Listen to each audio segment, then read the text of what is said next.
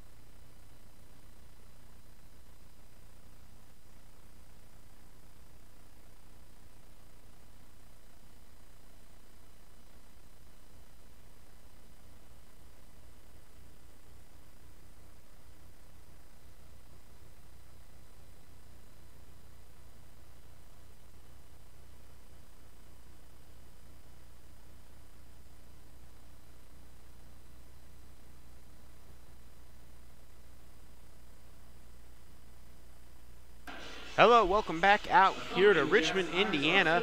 Donovan Mann, the voice of the Mariners here. National anthem just a couple moments away, but before we do that, go ahead and get you the lineups for the Mariners first on the road. Blake crossing the shortstop, leading off here. Jaron Lovely right field batting second. Batting third is Chris Myers for third baseman. Jake McCall batting cleanup. Playing first base here today, Hayden Cart, center fielder, batting fifth. Batting sixth will be Joshua Riggs, the left fielder. Justin Diaz, second baseman, batting seventh. Stephen Fitzsimmons, the designated hitter, batting eighth. And then Tyson Hayes will be doing the catching, batting ninth here. As they finish announcing the defense here for the Jazz, go ahead and get you the defense. Out in left field, it'll be Robbie Magaha, then out in center field, Jacob Burlingame. In right field, it'll be Jared Kengot. On third base, it will be Cooper Denny. On shortstop, Austin Turner. On second base, it is DeAndre Davis. Jackson Blevins at first base, and then Bill Kroll will be doing the catching. On the mound to start will be Nicholas Prather. He will be starting on the mound here today for the Richmond Jazz, and we will now step aside here briefly for the national anthem. You will see the Mariners baseball right here on YouTube.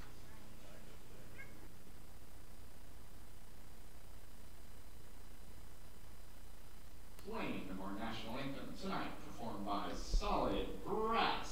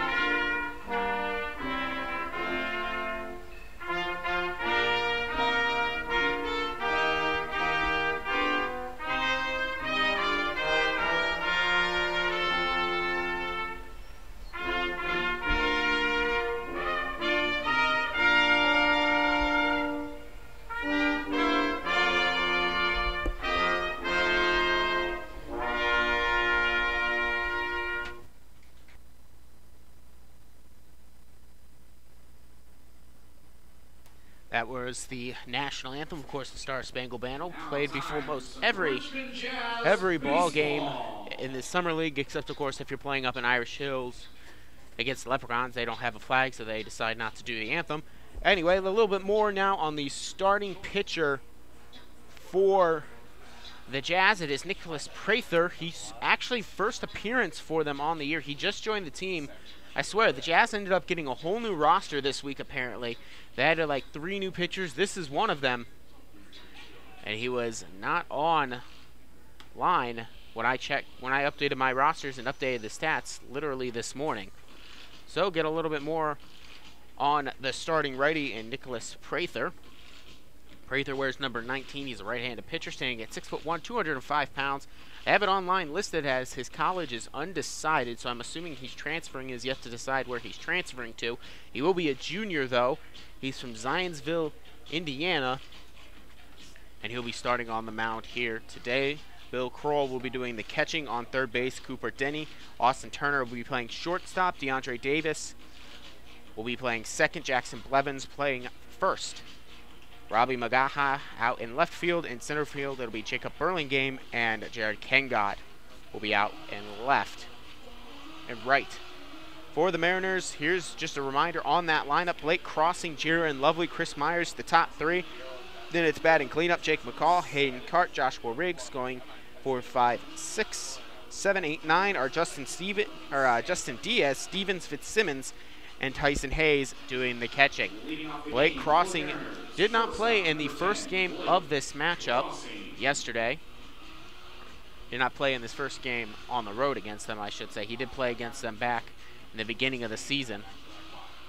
For Crossing, he's the switch hitter. He'll be batting left, of course, against the starting righty, hitting .273 with a .373 on-base percentage, 7 RBIs. He attends Dartmouth College, where he studies biochemistry, entering his 3rd season. Play ball, says the umpire. Crossing will step in, and we are getting ready to go underway. Again, Prather will deliver the first pitch. Catching the outside corner at the knees there. Strike 1. 0-1 now the count here to Crossing. Crossing for Dartmouth this past season had 33 games with 32 total starts. He hit .319, which was good for second on the team, as this one catches that outside corner at the knees again. Crossing quickly in the count, 0-2. Crossing started off really hot to begin the season. He's cooled off as of late. In the last game he played against the Steam, though, he did have a decent outing as he just checks swings and pops this one to stay alive. Goes off his bat. The count remains at 0-2.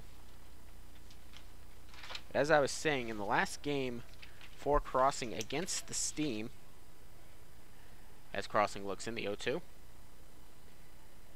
he was 2 for 3 and strike 3 as he goes down swinging, 1 away. Bring up Jaron Lovely, the right fielder. Right fielder, number 43, Jaron Lovely. Did play yesterday. For Lovely, he also started out in right field. He went 0 for 5. He reached 1 time on an error in the 3rd of yesterday's game.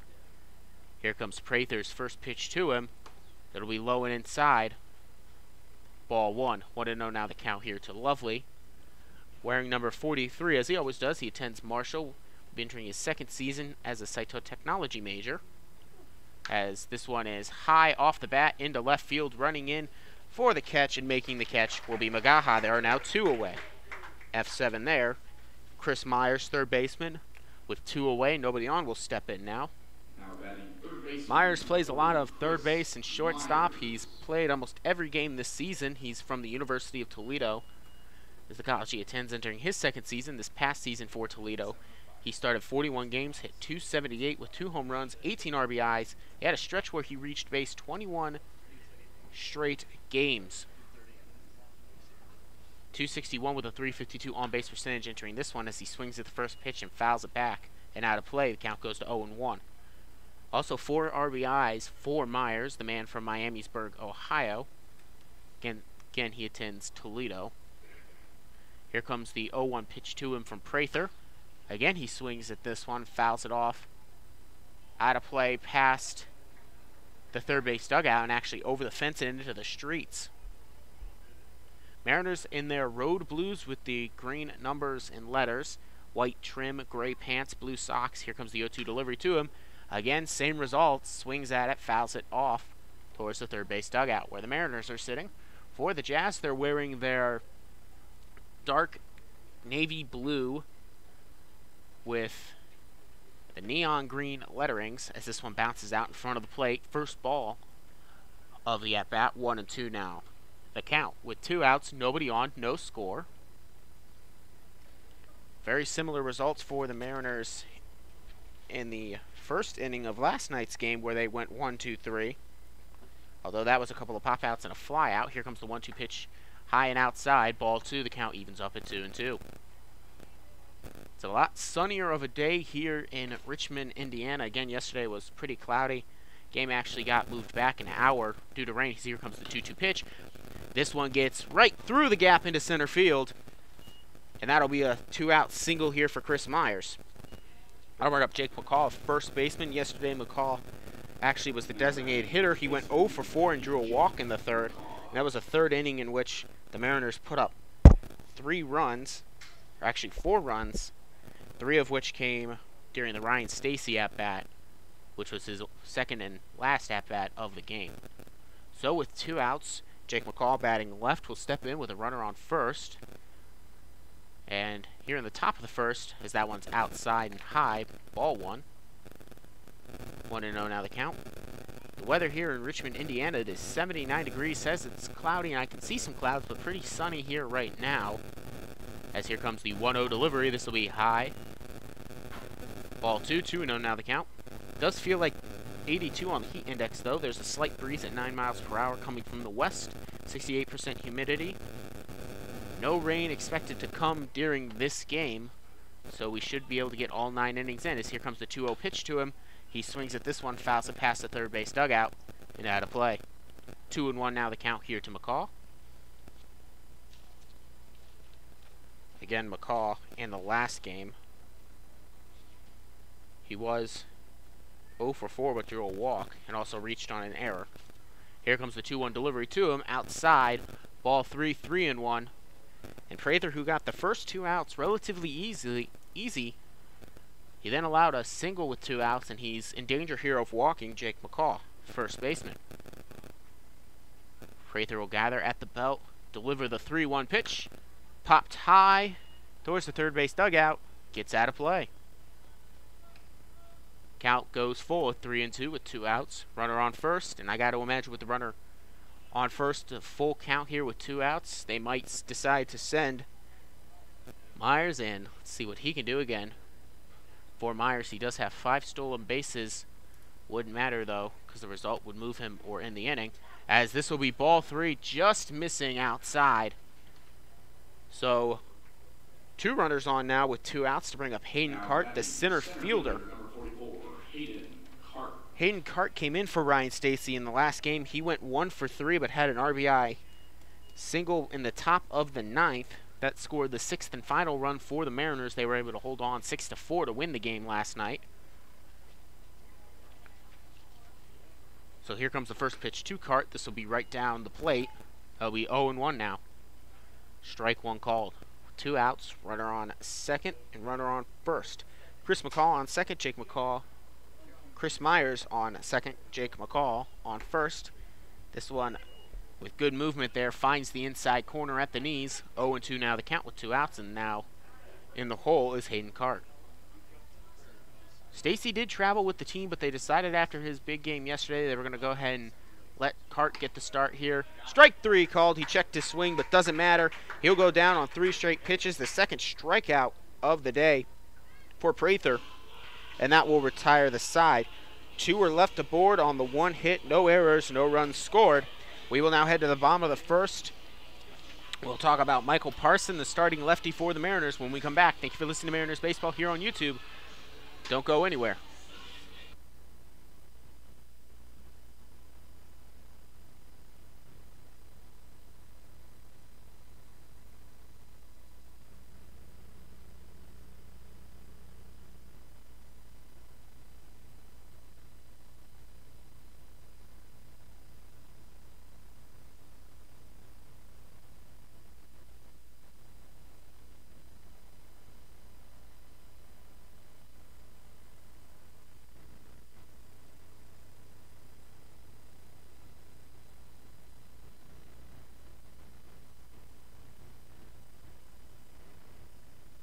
So Michael Parson, starting lefty for the Mariners, steps on the mound here for this one. He is 1-0 on the season thus far, has not allowed a run yet in his 6 innings work. This will be his 2nd start of the season as well. He struck out 3, hasn't walked anybody yet. He went 6 innings in his first start, and this will now be his 2nd one. For Parsons, he also attends Dartmouth like Blake Crossing. For Dartmouth, he had 16 appearances with 1 start. He went 2-2 with a 29 1/3 innings pitched with a 9.51 ERA and 14 punchouts. He's from Norfolk, Virginia, where he attended Norfolk Academy before attending Dartmouth. As we are getting ready to go here, the leadoff hitter, Jacob Burlingame, followed by Patrick Smith and Bill Krall, 2 up for the Jazz here at home. Jacob Burlingame played center field yesterday. He went 1 for 4. Yesterday, he had a leadoff single in the first inning, the bottom of the first, and then he walked, and then he went out the next 3 times up. He actually struck out twice yesterday. And we'll see now if he has a little bit better of a day here. Again, 1 for 4, not a terrible day by any means, but we'll see if he has a better day here against the Mariners. Here comes the first pitch to him. At the knees, fastball. 0-1 now the count here. Parsons looks in for his sign. He will set, gather, and deliver the 0-1 pitch. Swung on and missed there. The count goes quickly to 0-2 here to Burlingame. By the way, enters this game hitting .389 with a .538 on-base percentage. From Horseheads, New York, he attends Canisius, where he'll be entering his 2nd season as a sports management major. Had 46 appearances with 32 starts as he looks at a fastball just a little bit outside. Ball 1, 1-2 now the count here. Burlingame, in his 46 appearances, 32 starts, had .231 with 8 RBIs and an on-base percentage of .278 as Parsons delivers the 1-2. Just a bit outside again, 2-2. Burlingame does have 10 RBIs. He's also knocked out 3 from the park. And also has a triple to his name. He's stolen 6 bases, so if he can get on, we'll look for that speed as well. Here comes the 2-2 delivery to him. This one missing outside again. The count runs full now. 3-2 now the count. Look in here from Parsons. He will gather. Look, deliver the payoff pitch. Popped high. Won't leave the infield as Diaz will come in and make the catch. There's 1 away. Patrick Smith, the designated hitter, due up. Patrick Smith played in the most recent game. He was in left field yesterday. He actually went 2 for 5 yesterday with a single in the 3rd and a double in the 7th. His last time up yesterday, he struck out swinging, and that was also the last batter of the game. Patrick Smith attends Purdue as he cuts on this one, and it will be into right field there for a 1-out single as Lovely comes up and scoops it up. So a 1-out single for Smith, the first base hit of the game for the home team. There's a hit for each team now. That'll bring up now Bill Kroll, the catcher from Canisius College, be entering his final season there as a political science major. Kroll actually came in for a pinch hit in the bottom of the 9th. He actually knocked in a run from second on an RBI double as he chops this one foul down the 3rd base line. Count now goes to 0-1.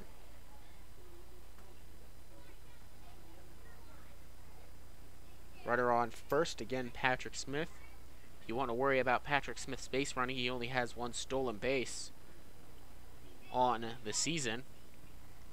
So check back to second here by Parsons, or first by Parsons before delivering the 0-1. This one is popped high, back, and out of play.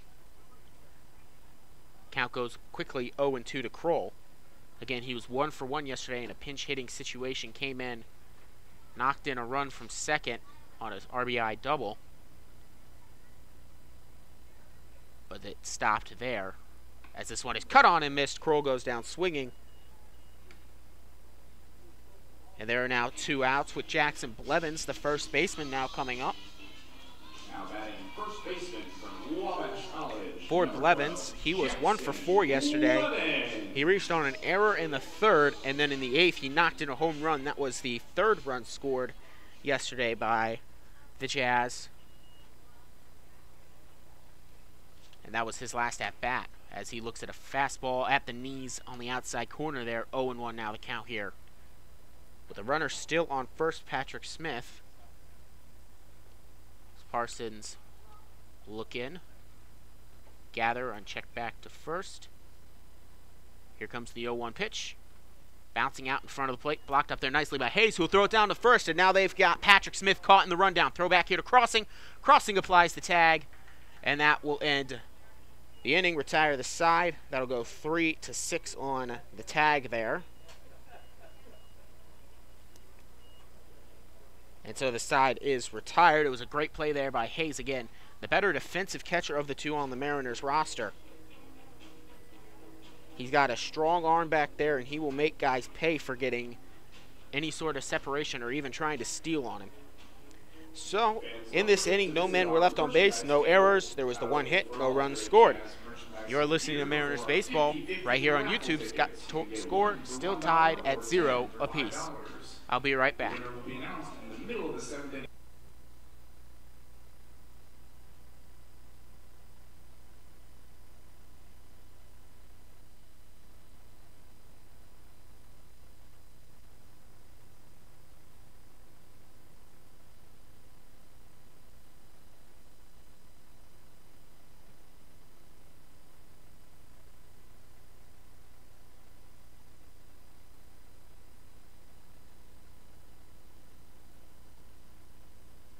So Prather survived his first inning as a Jazz player. Now he will come out for his second inning.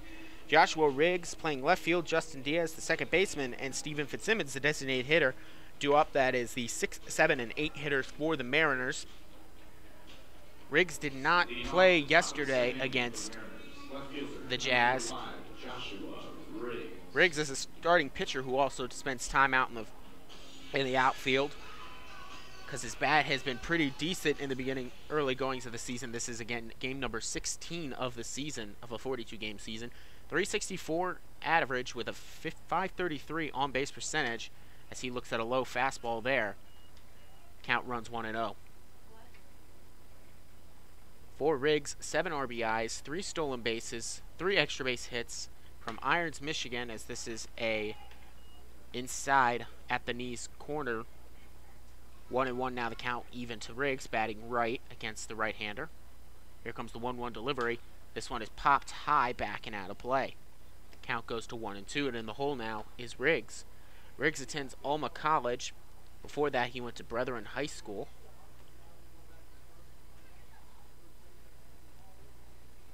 As here comes the 1-2 delivery to Riggs. He cuts and misses on something in the dirt. Got away from the catcher there, but the throw down to first will complete the strikeout. One away. Third strikeout of the day for Prather, having an impressive start to his season for the Jazz in the early goings of this one. Again, we're only in the second inning, though, as now Justin Diaz, second baseman, steps in. Did not play yesterday either. And on the year, Diaz steps in.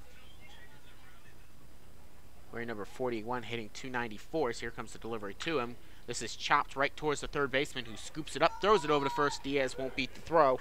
5-3 there. There are 2 away for Stephen Fitzsimmons, the designated hitter. Wearing number 11 from Golden Valley, Minnesota, Valparaiso, where he'll be entering his junior season as a business management major. He's hitting 133 with a 316 on-base percentage. He draws his walks when he can. He has a 1 RBI and 1 extra base hit. For Valparaiso, he had 16 appearances with 3 starts, hitting 174 with an RBI this past spring. This is a low fastball just below the knees. Trying to frame it there was Kroll, but he was unable to get the call. Here comes the 1-0 delivery now from Prather to Fitzsimmons, who cuts on and comes up with nothing but a little bit of dust and pollen. Count runs even at 1-1.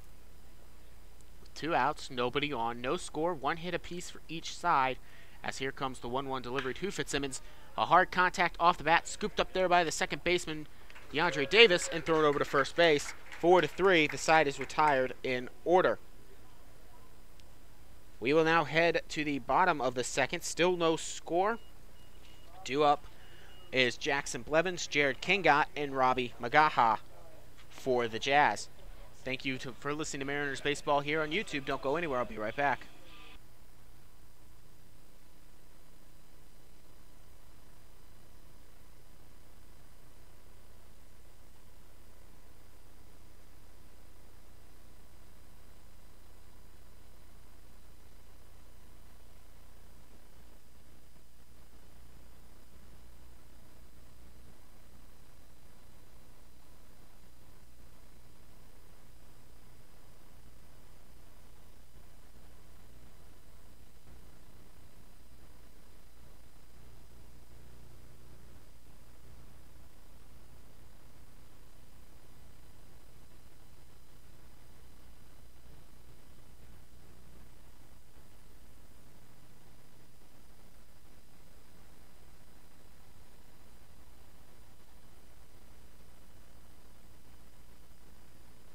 So it'll be Michael Parsons returning back out to the mound for the Mariners. Starting lefty coming out for his second inning of work. He's held the Jazz scoreless in the first inning. And he struck out Bill Kroll, his only strikeout. Patrick Smith, who got a single, ended up the last out as he was caught in between first and second. Tyson Hayes with a strike throw down to first, and McCaw. But now due up is Jackson Blevins, the first baseman, as another try here, as he did not get to complete his at-bat. Jackson Blevins. Again, for Blevins, he enters this day, of course, wearing number 12. He's from Plainfield, Indiana. He attends Wabash College, entering his junior season there, hitting .295 on the season thus far for the Jazz, a .440 on-base percentage, 6 RBIs, and 1 extra base hit. Right back to him with a strike there, 0-1, Parsons in favor. This is now the bottom of the second, as this is cut on and missed there. 0-2 now the count here to Blevins quickly. Here in the bottom of the second, the home team getting their second chance to try to add runs and score first, but Parsons with a quick 0-2 count is going right at Blevins here to try to get him out. Here comes the 0-2 pitch. Cut on and missed. Down goes swinging will be Blevins. The second strikeout of the game for Parsons. So with 1 out, nobody on, that'll bring up Jared Kengot, the right fielder. Number 9, Jared Kengot. Fort Kengot, he was 0 for 4 yesterday, flew out to left. He flew out to left, then center, or he flew out to left, then right, then center, then he grounded out in his last time up as he cuts on and misses here. Parsons with a good throw by there, quickly gets the count 0-1. Parsons is feeling very good here in the early goings of this second inning. Here comes the 0-1 delivery. This will be called on the inside plate of the plate there, 0-2. Just caught the plate there, some good movement to that pitch. 0-2 now the count here with 1 out, nobody on. A hit apiece for each team, as here comes the swing and a miss. Kengot goes down swinging back-to-back Ks for your starting pitcher for the Mariners, Ed Michael Parsons. With 2 outs, that'll bring up Robbie Magaha, the left fielder. Number 16, Robbie Magaha. For Magaha, he designated a hit yesterday. He was 1 for 4 with a single and a stolen base in the fourth. Other than that, a couple of strikeouts and a pop out for him as he looks at the first pitch here. Inside of the plate there, strike 1. 0-1 the count here. Here comes the 0-1 pitch, the gather, deliver from Parsons. Just a little bit outside, I guess, ball 1. 1-1 the count now here. Parsons looks in for his sign from his catcher Hayes. He will gather right about the letters, deliver the 1-1 pitch. This is struck right to Blake crossing the shortstop, gathers it up, throws it down to first, and the play actually gets away from McCaw. And so a throwing error there as that one was low in the dirt. And actually, no harm, no foul because Magaha actually ended up trying to turn for second and then not realizing that McCaw had found the ball quickly. Ended up getting tagged out, so there will still be an error there on that play. But then Magaha will be tagged out by third baseman Jake McCaw. So they do end up going in order despite the error. No men left on base, no hits. no runs scored. We will now head to the top of the third. The Mariners and Jazz tied here in Richmond, Indiana. Due up for the Mariners to place Nicholas Prath. It will be Tyson Hayes, then Blake Crossing, and Jaron Lovely. Thank you for listening to Mariners Baseball right here on YouTube. Don't go anywhere. I'll be right back.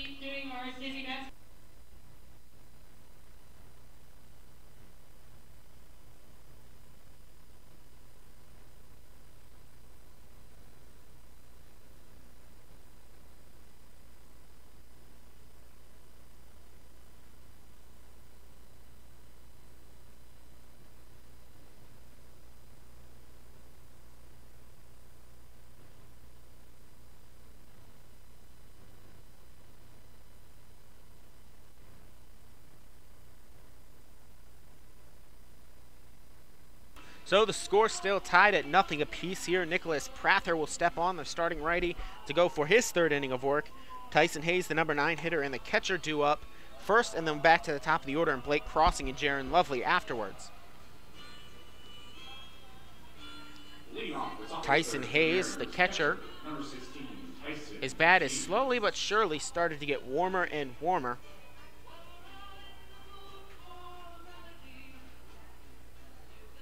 Batting right, Tyson Hayes rather has a 192 batting average on the season thus far with a 222. As this one catches the inside of the plate there, 0-1. If you're just tuning in with us, thank you for joining. One hit apiece for each team, no scores. This one is hit high into left field, and it will drop for a base hit, at least one, and that Hayes will be held up there at second. So Hayes will get a leadoff single to go back to the top of the order for Blake Crossing and Jaron Lovely. The only other hit came from Chris Myers, the first baseman, with 2 outs back in the first inning, so he'll get the second hit for Tyson Hayes. And now Blake Crossing comes in. He struck out swinging his most recent time up. But with a runner on first, batting left, the switch hitter against, as he shows, bunt. And this one is popped back. And we've seen Blake Crossing pull off that bunt move and make it work really well. Both he and R.J. Williams have been able to bunt really well, and they've actually been able to beat out throws off bunts when they've caught the runners off guard, or the defenders off guard, but now playing in is the third baseman and Denny, so the bunt may be taken away now as here comes a big cut on and missed. Quickly, the count runs 0-2 to Crossing, the switch hitter from Dartmouth College. Struck out swinging his most recent time up, and he's been a hot and cold pitcher, or a batter, I should say, for Crossing. It all depends on the day. Sometimes he's a little bit too aggressive, but he can take his walks, as here comes the 0-2 pitch. It's outside, ball 1, 1-2 now the count. With no score, runner on first. Runner on first is Tyson Hayes. Look in here from Prather. He will deliver. This will be cut on and missed, and for the second time here today, Crossing will go down swinging. That'll bring up Jaron Lovely with 1 out. Now batting right fielder, He flew out to left his most recent time up. Again, batting left against a righty. So Blake Crossing, a switch hitter, Jaron Lovely, and Chris Myers, both left-handed batters, including Jake McCall. Again, at the top of the order, it's very lefty-heavy for the Mariners, as always. As here comes the first pitch to him. Runner goes, and it's a perfect bunt there. And there will be no throw. And wow, what a beautiful play there. The bunt came unexpectedly from Lovely. Running in was Denny, the third baseman. And with a little bit of indecision, he looked like he was going to run to first. He thought that perhaps Logan Adams was going to get himself caught between second and third. So by the time he decided he was going to throw back to first, he didn't even throw because Lovely was going to be safe anyway. So Chris Myers 1 for 1 on the day with a single back in the first. That was with 2 outs. Here comes the first pitch to him with only 1 out, runner on first and second. It's low, ball 1.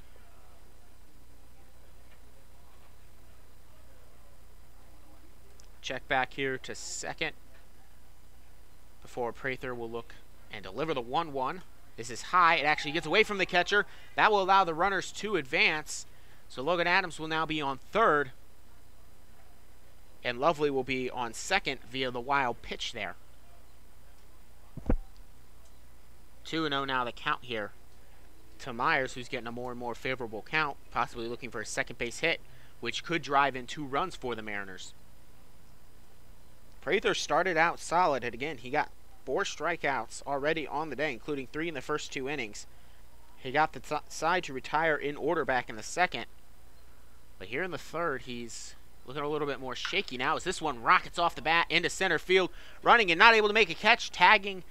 Here, no need to tag, and now heading to home will be Tyson Hayes. So the Mariners will score first off of the RBI single there by Chris Myers. First baseman, number 50, Jake McCall. Jake McCall will step up. He does not have an official at-bat in his only plate appearance here back in the first. He walked. Lovely, by the way, is at third with Myers at first, so runners at the corners for the lefty McCall. With only 1 out here, Mariners looking to add more to their lead. We'll see what McCall can do. Check back here to third before delivering. This one just missing outside. Ball 1, 1-0 now the count.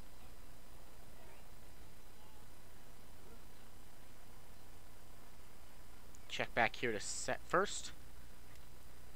The 1-0 delivery. This one is popped back by McCall and out of play. The count evens up at 1-1.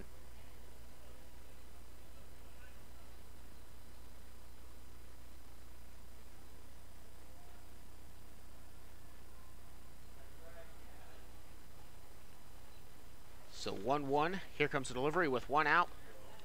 Outside and high, ball 2.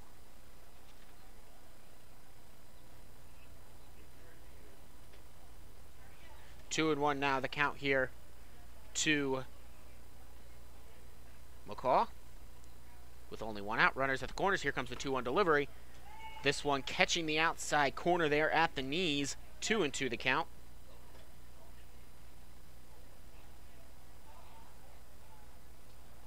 So the count even at 2-2 with 1 out, runners at the corners. McCall will wait the pitch here from Prather. He will deliver. A little bit high, ball 3. The count evens up, or fills up at 3-2.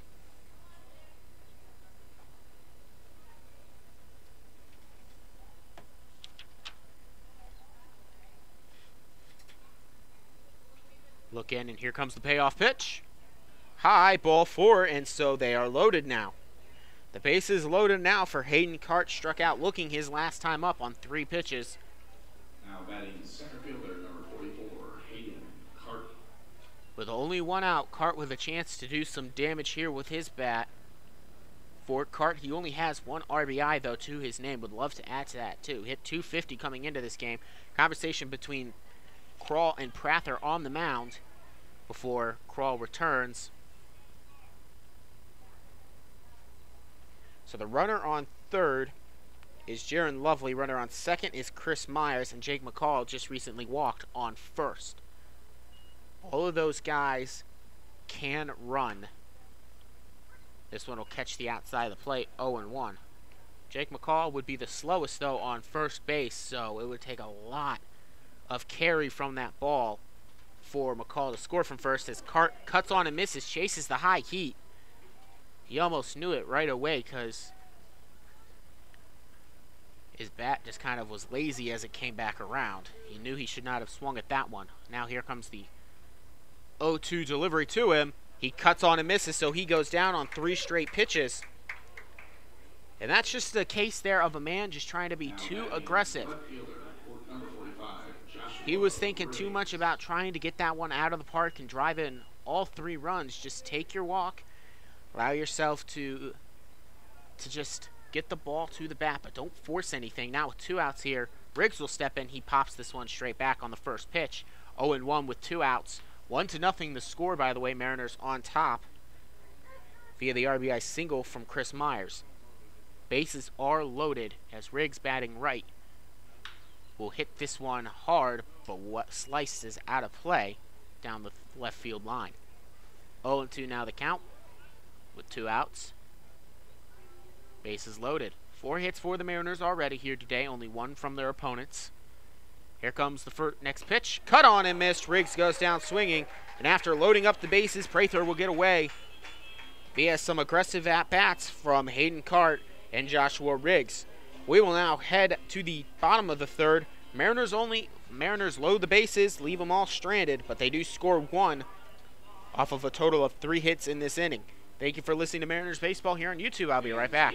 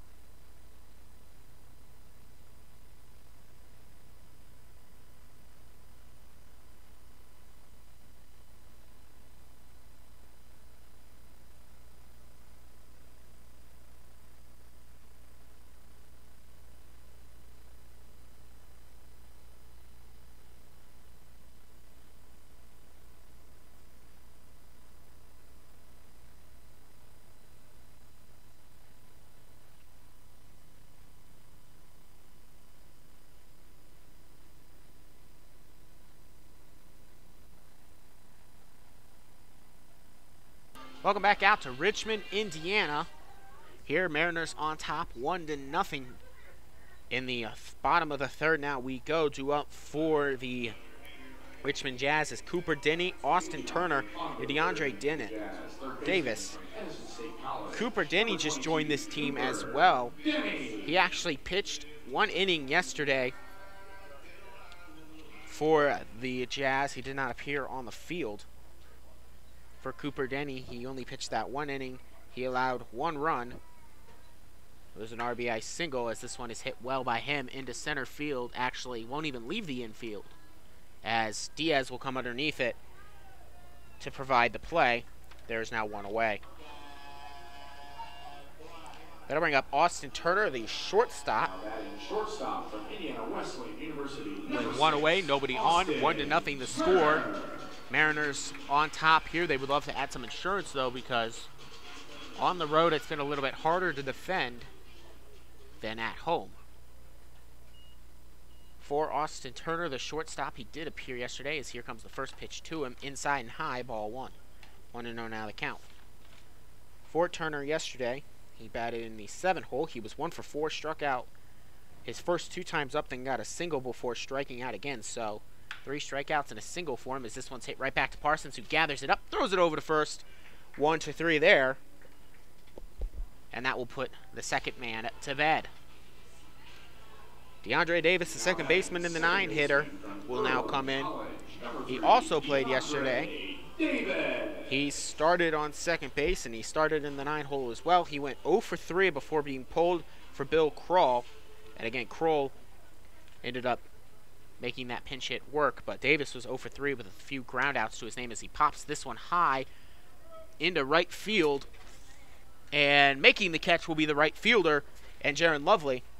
So that will retire the side there in foul territory. Lovely makes the catch.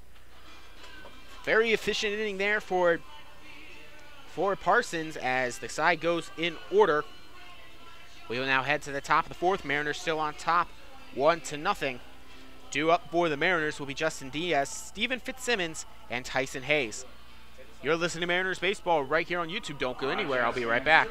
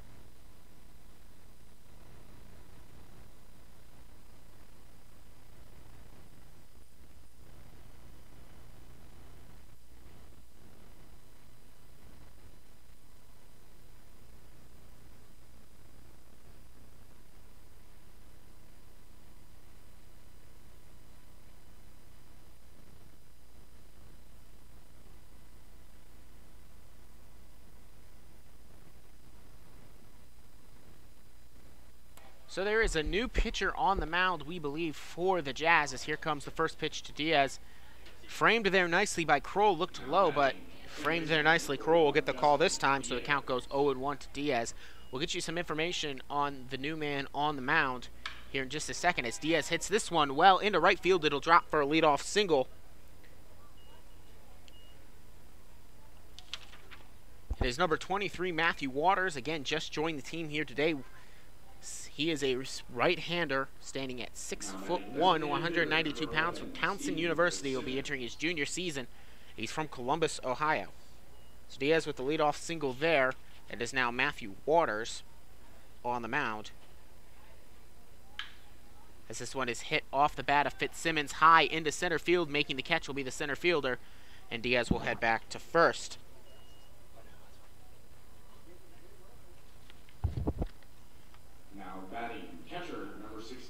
So in his first appearance, Prather only goes 3 innings. He allowed 1 run, which was earned.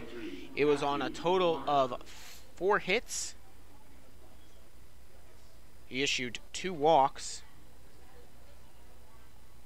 and struck out 5. Here comes the delivery to the new man at the plate, and Tyson Hayes, 1 for 1 with a single back in the third. He looks at a ball in the dirt. 1-0 now the count. Diaz on second with his first base hit of the game. Diaz on first with his first hit of the game, my apologies. As this is a strike 1 called here at the knees fastball. 1-1 now the count here to the right-handed hitting Hayes.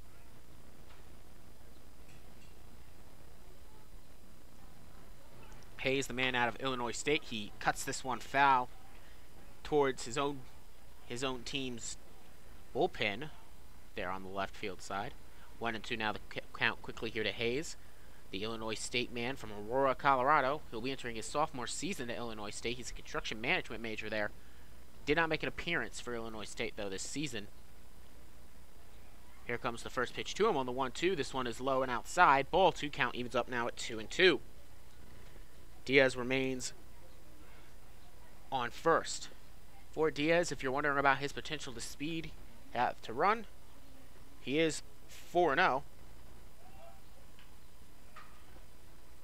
Throw back here to first. He gets back in time. 4 steals for Diaz on the year. And now with a 2-2 count here to Hayes, we'll see how he does it. He hits this one high into right, back at the fence, and it is gone! A 2-run blast there by Tyson Hayes to give the Mariners a 3-0 lead and add 2 more. So Waters comes on, and in his third batter he faces here in the top of the 4th, Tyson Hayes knocks this one out of the park. There's actually a old scoreboard over there by the trees. He hit that one high above, and he knocked that one clearly. So Blake Crossing will now come up with the bases empty, with only 1 out, though. 3-0 lead on the 6th hit of the day. He'll look at his first pitch. It is high, ball 1. 1-0 now the count. Crossing has committed the only error on the day for the Mariners thus far in the early goings, as this one is hit into right field, and it'll be a 1-out single there for Blake Crossing. He'll get his first base hit of the day and improve to 1-3. That'll bring up Jaron Lovely, 1 for 2 on the day with a single in his most recent at-bat. Back in the 3rd, he has a runner on first with only 1 out. That'll be the 7th hit of the day for the Mariners, who once again, their bats are working real well here. And that was never the problem on this road trip. Again, on this road trip, they're actually 4 for 3. As the throw back here to first, Crossing gets back in time. For the Mariners, on this road trip, they've been getting their hits, their fair share of hits. They've just been having a hard time scoring them, as this one's hit high into left center field. Coming under it and making the catch will be the left fielder, as Crossing will have to scamper back to first. Making the catch there was Magaha. That'll retire the second batter. That'll bring up Chris Myers, 2 for 2 on the day with an RBI single back in the 3rd, and his other hit was also a single.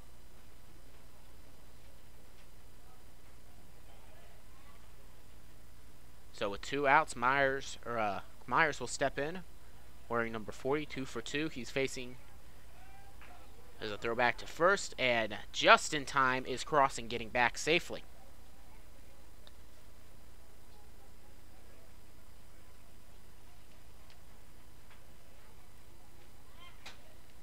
Here comes the first pitch to him. It's called strike one at the knees, 0-1. 2 outs. 3-0 the score. The Mariners on top here in the early goings of this game. Top of the fourth now is where we are. Looking in is Waters. He'll deliver the 0-1 pitch. Outside. Ball 1. 1-1 now the count here to Myers. Has an RBI to his name already. Will take a very good base hit as Crossing gets back in time here as the throwback to first. Count remains at 1-1. 2 outs. Crossing only man on base back at first. Myers, the third baseman, as another throwback to first. Crossing gets back in time. This time diving.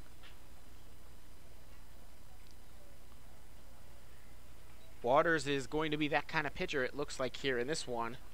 Throwing back to first as he delivers the 1-1. Cut on and miss there. Gets out of the glove, though.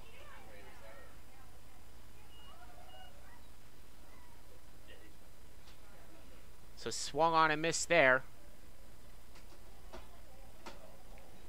One got out of the glove, though, of the catcher Kroll, and advancing to second will be Crossing. So now he's in scoring position for Myers to potentially get his second RBI of the game. And now we're going to have a conversation between the head coach of the Jazz and the home plate umpire. Not sure what the conversation is about, but we will have a hold-up in play.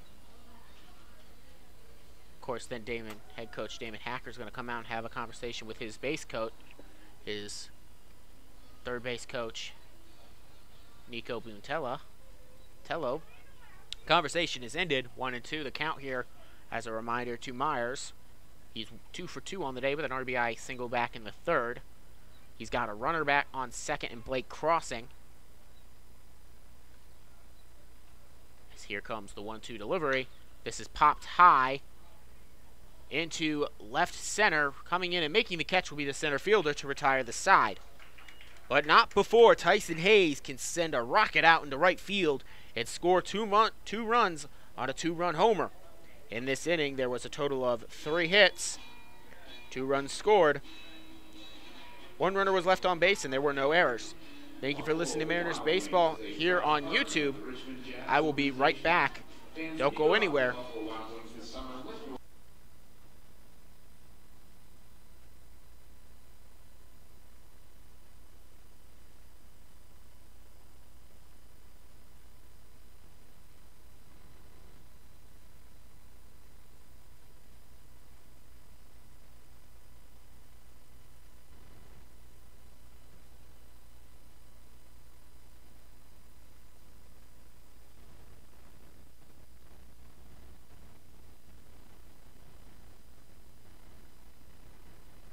Parsons back on the mound. The starting lefty will return for his 4th inning of work as we head to the bottom of the 4th.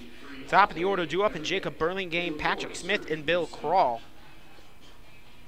We'll get you an update on the Northern Division standings here in Game 16 of the year for the Mariners. They actually sit at 3rd right now in the league. Lima leads. Lima is on top of the record of 9-5. The Saginaw Sugar Beets at 11-8. Sit in second. Then your Grand Lake Mariners at 8-7 are tied with the St. Clair Green Giants. Right now, the Mariners have the tiebreaker because they are 2-0 over the St. Clair Green Giants, but both teams are 8-7. Muskegon Clippers sit at 8-8 and 5th and 6th sit the Irish Hill Leprechauns at 6-10, and then at 4-10, bringing up the rear are the Lake Erie Monarchs. Jacob Burlingame, he is 0 for 1 on the game. He popped out to second his first time up back in the first. That was to lead off the inning for the Jazz, of course, in the bottom of the first, leadoff hitter. Here comes the first pitch to him from Parsons. Shows bunt, pulls it back. It's a high fastball missing the zone there. Ball 1, 1-0 now the count here to Burlingame. Burlingame, of course, playing center field. We'll get you some updates from some scores around the league here in just a second as here comes the 1-0 delivery. This is chopped towards the first baseman. It'll get away, though, into right field. And so a leadoff single here for Burlingame as he remains at first. Galleon Graders and Saginaw Sugar Beets were supposed to be playing up in Saginaw, the furthest north destination for the Great Lakes Summer League, by the way. That game was canceled due to weather. Southern Ohio Copperheads beat the Lake Erie Monarchs 6-4 earlier today. The St. Clair Green Giants and Cincinnati Steam are playing a doubleheader. Their first game went to the Steam. 5-2 was the final score. And now in a rain delay in the second game, as this one is popped towards right field and out of play. 0-1 now the count. St. Clair sits 2-0 in Cincinnati over the Steam in a rain delay currently. Xenia Scouts and Muskegon Clippers in a game 3-1 in Muskegon territory. The Clippers are on top. Hamilton Joes and Irish Hill Leprechauns tied at 2 in the top of the fourth in Hamilton, as this one missing ball 1-1 now the count here to the new batter Patrick Smith. He is 1 for 1 on the day, but he was caught by Tyson Hayes in between first and second. Hayes threw down to McCall at first. McCall then threw it back to Crossing, who applied the tag. Throw back here to first in time is Jacob Burlingame.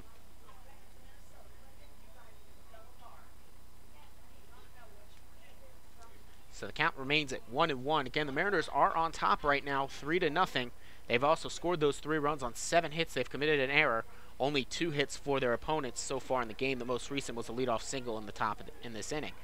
As this one is low and at the feet, ball 2. The count now goes 2-1 to Smith. Nobody up in the bullpen for the Mariners yet. No reason to think there should be, though. Parsons went 6 innings in his most recent outing. Because at the beginning of the season, Mariners starters only ran about 4 innings, as this is a big chop there and miss by Smith. He'll come up with nothing but a little bit of pollen and dust. Perhaps some of the fruit flies that are currently flying around my face are also by his bat as well. 2-2 now the count with nobody out. Runner on first.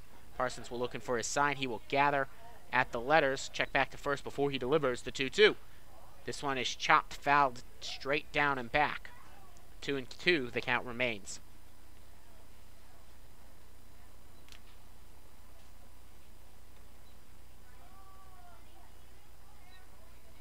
As the World Cup continues to end in the group stages right now, as the 2-2 delivery here, this one is chopped. It's a high fly. Caught some airtime. Wasn't really high, though. It just had a lot of air as it went towards the Mariners' dugout and bullpen down there on the left field. 2-2 the count remains. Check back here to first before the 2-2 delivery. This will be hit high into center field. Running in is Hayden Carr. It will drop for a base hit. Throw over to second as the hesitation run. And they will say he just beat it out there. So it'll be a single there for Patrick Smith. They'll say that Burlingame just beat that out. Burlingame kind of hesitated heading towards second, as he wasn't sure if Hayden Carr was going to be able to make the catch out in center field and if he were going to have to return to first. But they will call him safe at second, as Hayden Carr couldn't make the catch. So with nobody out, runner on first, runner at second. Parsons in a little bit of adversity here in the top of this fourth. Back-to-back singles to lead off the inning. Knee-high fastball, I guess, just below the knees. Maybe a little bit inside. Ball 1. Still 3-0. Mariners on top, but now as Kroll steps in, he's 0 for 1 with a struck. He struck out swinging his most recent time up. See what he can do. Again, had an RBI double in his only plate appearance last night. As he cuts on and misses here, 1-1, the count evens up. As I was saying, as group stage winds down for the World Cup, South Korea beat Germany here 2-0 over in Russia this morning. For us, anyway, it was last night for them, or this evening for them. Conversation here between Diaz and Parsons. Very brief before Diaz returns to his defensive position and Parsons returns to the mound. The count's still 1-1 here to Kroll. So South Korea beat Germany 2-0. That eliminated Germany. The defending World Cup champions have been eliminated, I believe, for the 5th straight time here in modern World Cup history. Cuts on and misses there. He goes down to count 1-2. Mexico lost 3-0 to Sweden. That gave Sweden the Group F victory.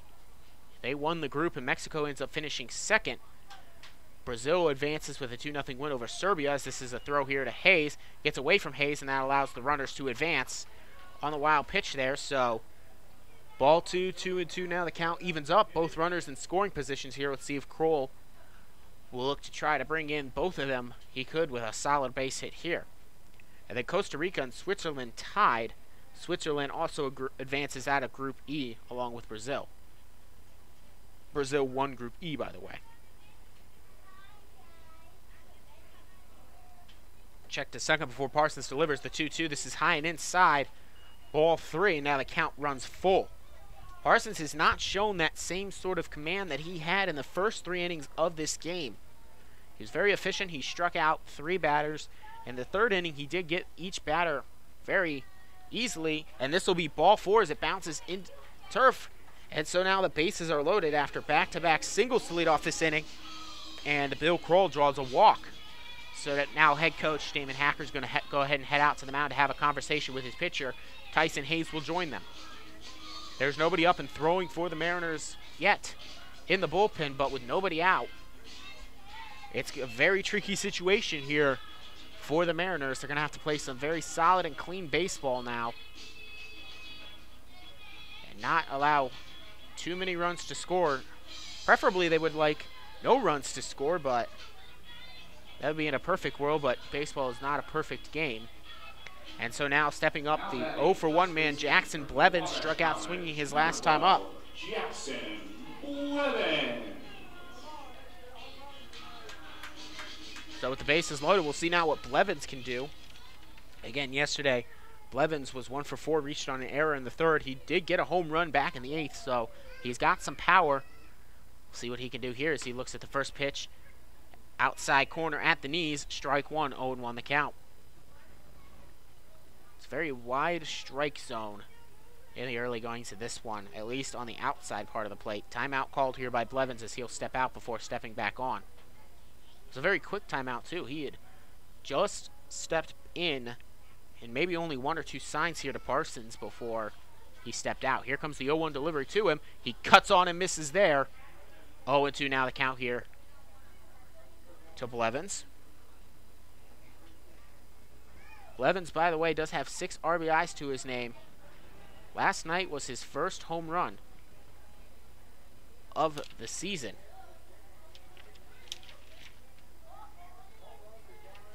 As here comes the 0-2 pitch to him. Ooh, just missing inside, I guess. Perhaps a little bit high. Had good movement there. Blevins did not chase. The count goes to 1-2. Parsons would love to be able to get the strikeout here because then that puts the double play in order. As he delivers here, this is low and outside, blocked up there nicely by Hayes. Count goes even now at 2-2.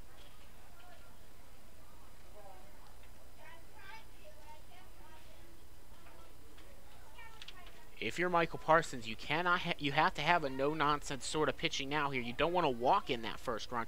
So here comes the delivery to him, chopped off the bat towards the first base side.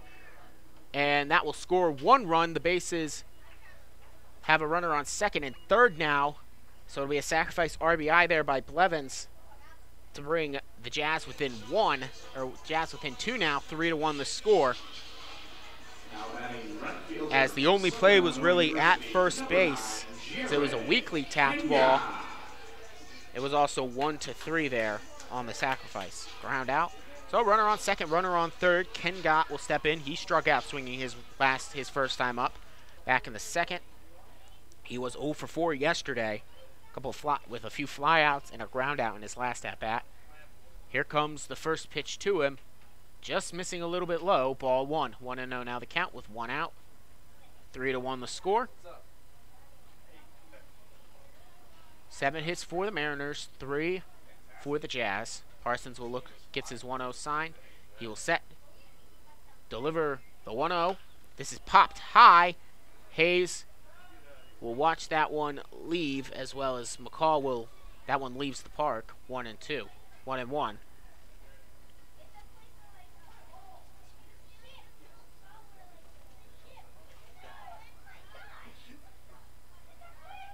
Any sort of deep contact would drive in 1 run here. If it gets deep enough out into the outfield, it could bring the bring it up to 3-2. So the most preferred result here would be some sort of ground out, as this one is popped high.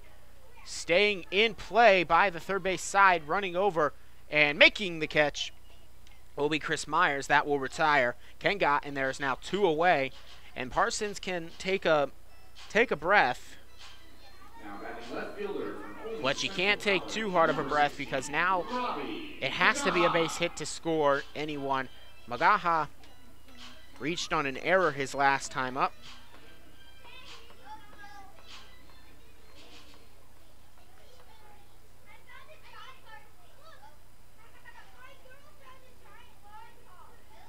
As Parsons will face him for the second time today with 2 outs. Here comes the delivery. Cut on and miss there by Magaha.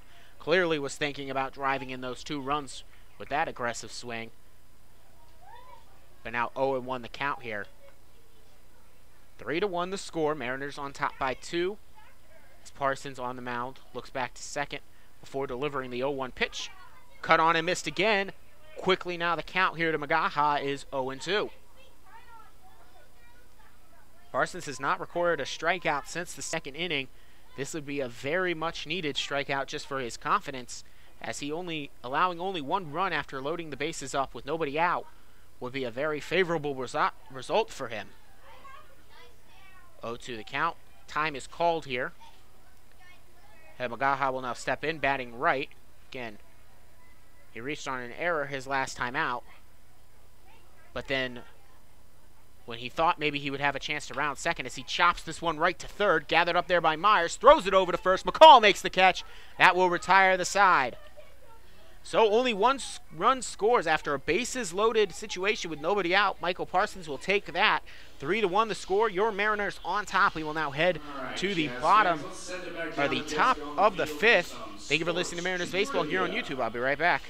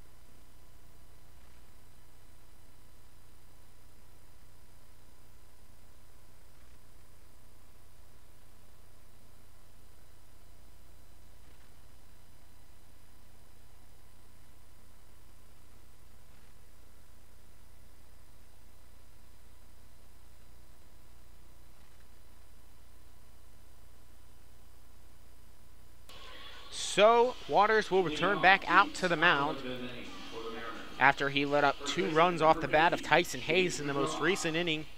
He came in to start that 4th inning. The starting pitcher in Prather only went 3. Again, this was only his first appearance of the season, though. Now Jake McCall has walked his 2 times up already. So hasn't registered a hit, but has gathered in 2 walks as he looks at a fastball outside. Ball 1, 1-0 now here, the left-handed batting McCall.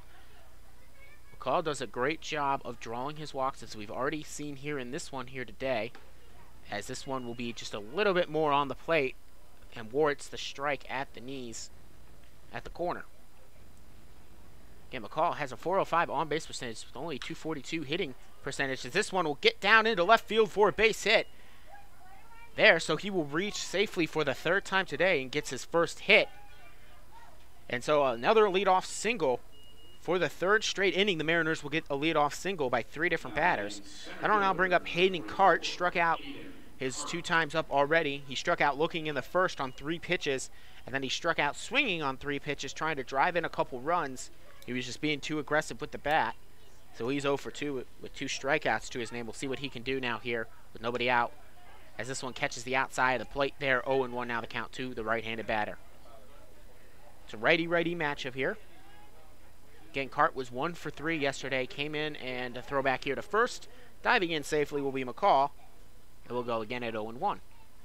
Aiden Cart came in to replace Ryan Stacy defensively in the bottom of the third after in the top of the third, Stacy drove in 3 runs on his double. And now here comes the 0-1 delivery to him. This will be chopped right back to the first baseman. That's a routine double play, and it will be completed. So it'll go 1-4,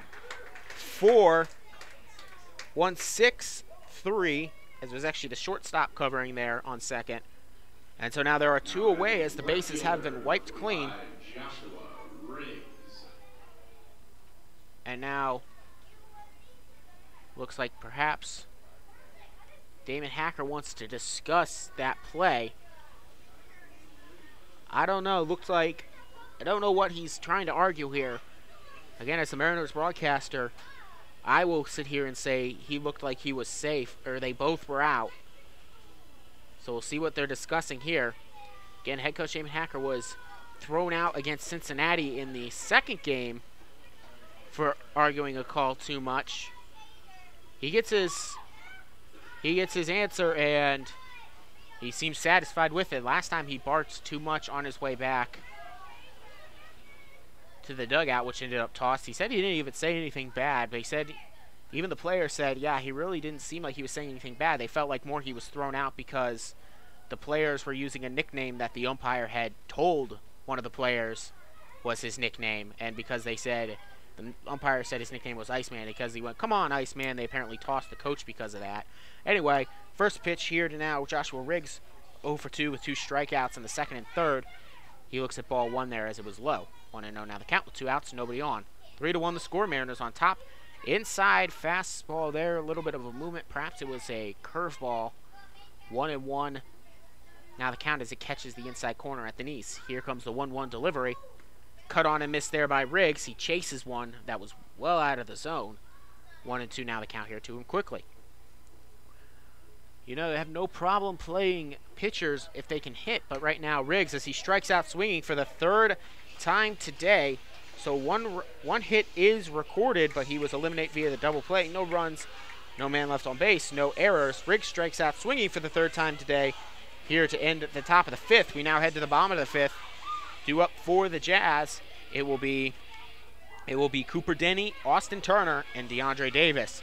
You're listening to Mariners Baseball as they enjoy a 3-1 lead here on YouTube. Don't go anywhere.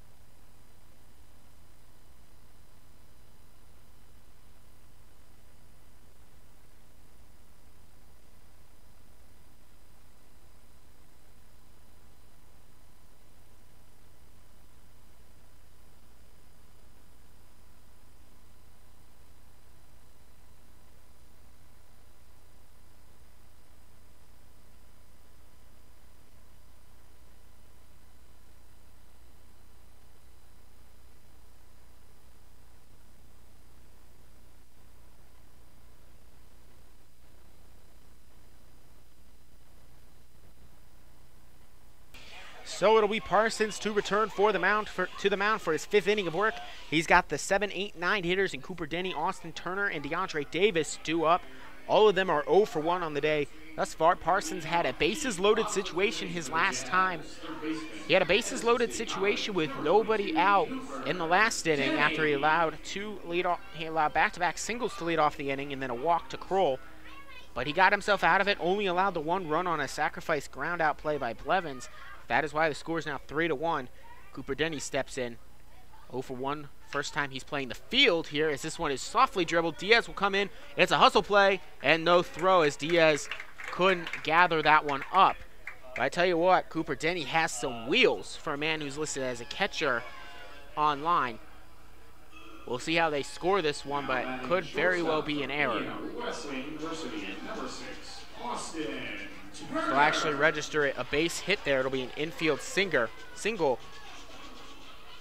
As that'll bring up Austin Turner now with a man on first, nobody out. It's back-to-back innings, by the way. It's been leadoff singles. Turner shows a bunt, gathered up nicely. Throw down to first. It is in time. Oh, but Crossing gets slide tackled. But he did get the get the out there, so they'll get the leadoff runner with one out now on the fielder's choice there. Now batting second baseman from Could have possibly been a double play if crossing wasn't slid into, because again, Hayes has got a powerful arm back there behind the plate, but 2-6 on the fielder's choice, so all would be runner remains on first with one out. That'll bring up Davis, 9-hitter, 0 for 1 on the day. Flew out to right his last time up. He will look at the first pitch. Runner goes. Hayes throws. Throw is in time. He is out as the tag is applied, so they will get Austin Turner trying to steal there. And so now with 2 outs, nobody on. That was ball 1, by the way. It was low. Again, Hayes has got that arm there, as I was talking about. He threw it down there right on target. Wasn't a good slide by Turner either.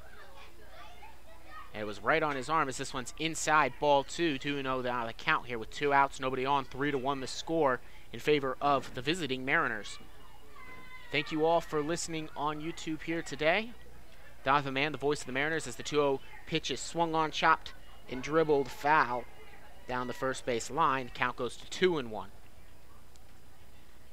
From wherever you may be listening, I'd like to welcome you all in here. I make the play-by-play on YouTube for all 42 games plus postseason for the Mariners. Here comes the 2-1 delivery. I guess this one misses outside. Ball 3, 3-1 the count.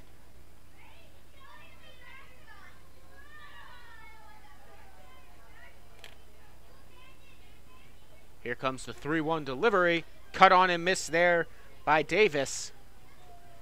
The count runs full.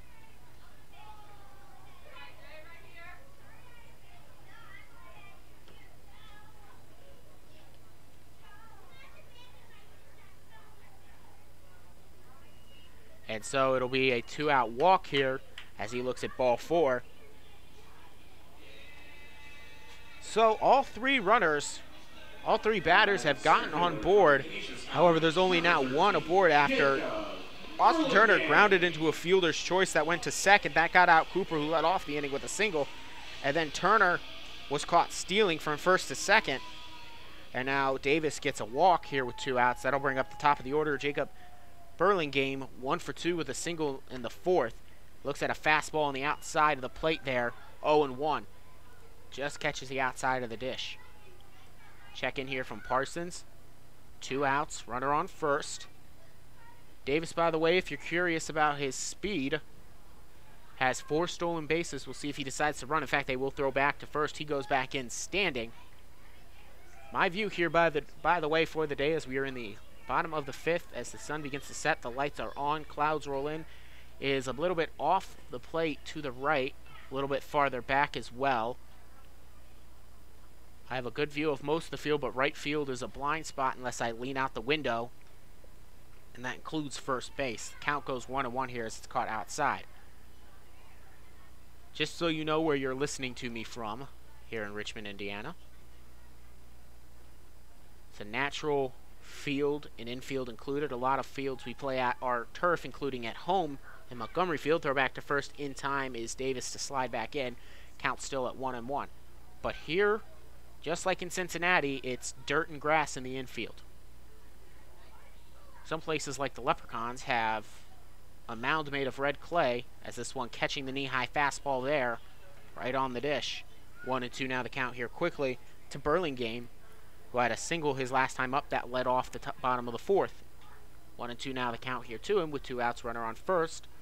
We'll see how the Jazz decide to play this one with 2 outs. As this is low, throw down here to first to crossing in time. Nope, it gets away there, so it was a little bit low of a throw. I don't know if it actually would have been in time anyway. They will credit the stolen base there for Davis. So now he is in scoring position. 2-2 now the count with 2 outs. Runner on second for Jacob Burlingame to see if he can do with it. Try to get his second base hit here in back-to-back innings. Parsons looks in. He will gather at the letters. Check back here to Davis at second and deliver the 2-2 pitch. Inside, throw to third, down to Myers, in time. They will catch him stealing. And so Hayes will make up for his low throw that ended up dribbling out into center field as Davis tried to go from first to second. He throws down to third. And so that means Davis will be caught stealing, trying to go from second to third. That was 2-5. And that will retire the side. So only 3 batters officially had at-bats in this inning. A couple guys got caught stealing. Some people grounded into a fielder's choice. Either way, we now head to the top of the 6th. Mariners on top, 3-1 here. Live from Richmond, Indiana. Don't go anywhere. I'll be right back.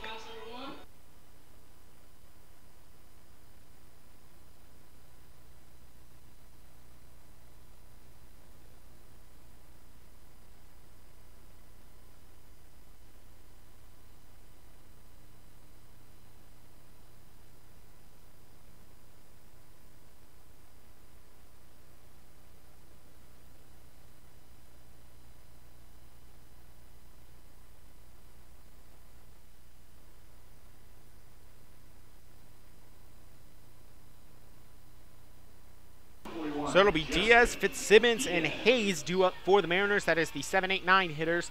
Returning back out for his 3rd inning of work will be Matthew Waters, the reliever right-hander, who came in for the starting righty in the top of the 4th. Score still 3-1. Mariners have a 2-run lead as we head to this top of the 6th inning. This will be inside ball 1 here to Diaz. Diaz, after his first few times appearing, he was being very aggressive. In fact, in his second start against the Leprechauns, as this one's low and outside to him, ball 2, he went out, struck out 3 times. 2 of them were swinging, 1 of them was looking.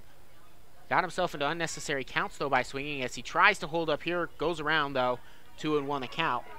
He was being too aggressive in those innings, and ever since then, he's been doing a great job of drawing his walks. The right-handed batter, as he looks at inside ball 3, 3-1 now the count here quickly to Diaz, who again has been very patient recently, which is why he has a 500 on-base percentage, 294, as he calls timeout and steps out. The pitch was thrown anyway, but he called out timeout just in time. 3-1 the count here to Diaz, who steps back into the righty batter box. He will look at the 3-1 pitch. Called strike 2, so the count is full now at 3-2. So that one caught the dish there. Nobody out as Diaz gets the payoff pitch. He cuts through and misses. He'll go down swinging. First time he struck out here today. And that'll bring up Steven Fitzsimmons. He's 0 for 2 on the day. Flew out to center his most recent time up. He's doing the DHing here today. He splits that DHing spot with Jared Morello, and then usually one of the regular starters on the field will DH as well. So here comes the first pitch to him. Outside, ball 1, 1-0 now the count here with 1 out, nobody on. 3-1 the score. Mariners on top. Mariners have scored those 3 runs on 8 hits, 4 hits for the home team. Mariners have committed the only error on the day, as this one's outside as well. 2-0.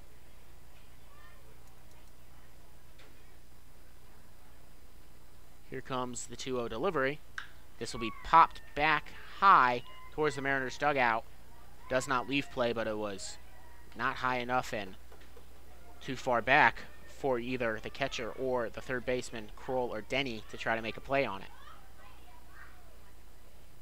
2-1 now the count here to Fitzsimmons. Here comes the 2-1 pitch to him. He chops this one high. Foul territory towards the third base dugout, and unable to make the catch right by the fence. Count goes to 2-2, and it evens up. That was, by the way, Denny, who, by the way, has some real speed. He's a really good runner out there, just on the bases as well as defensively. Here comes the 2-2 delivery to Fitzsimmons. It's an outside. 3-2 now the count as it runs full.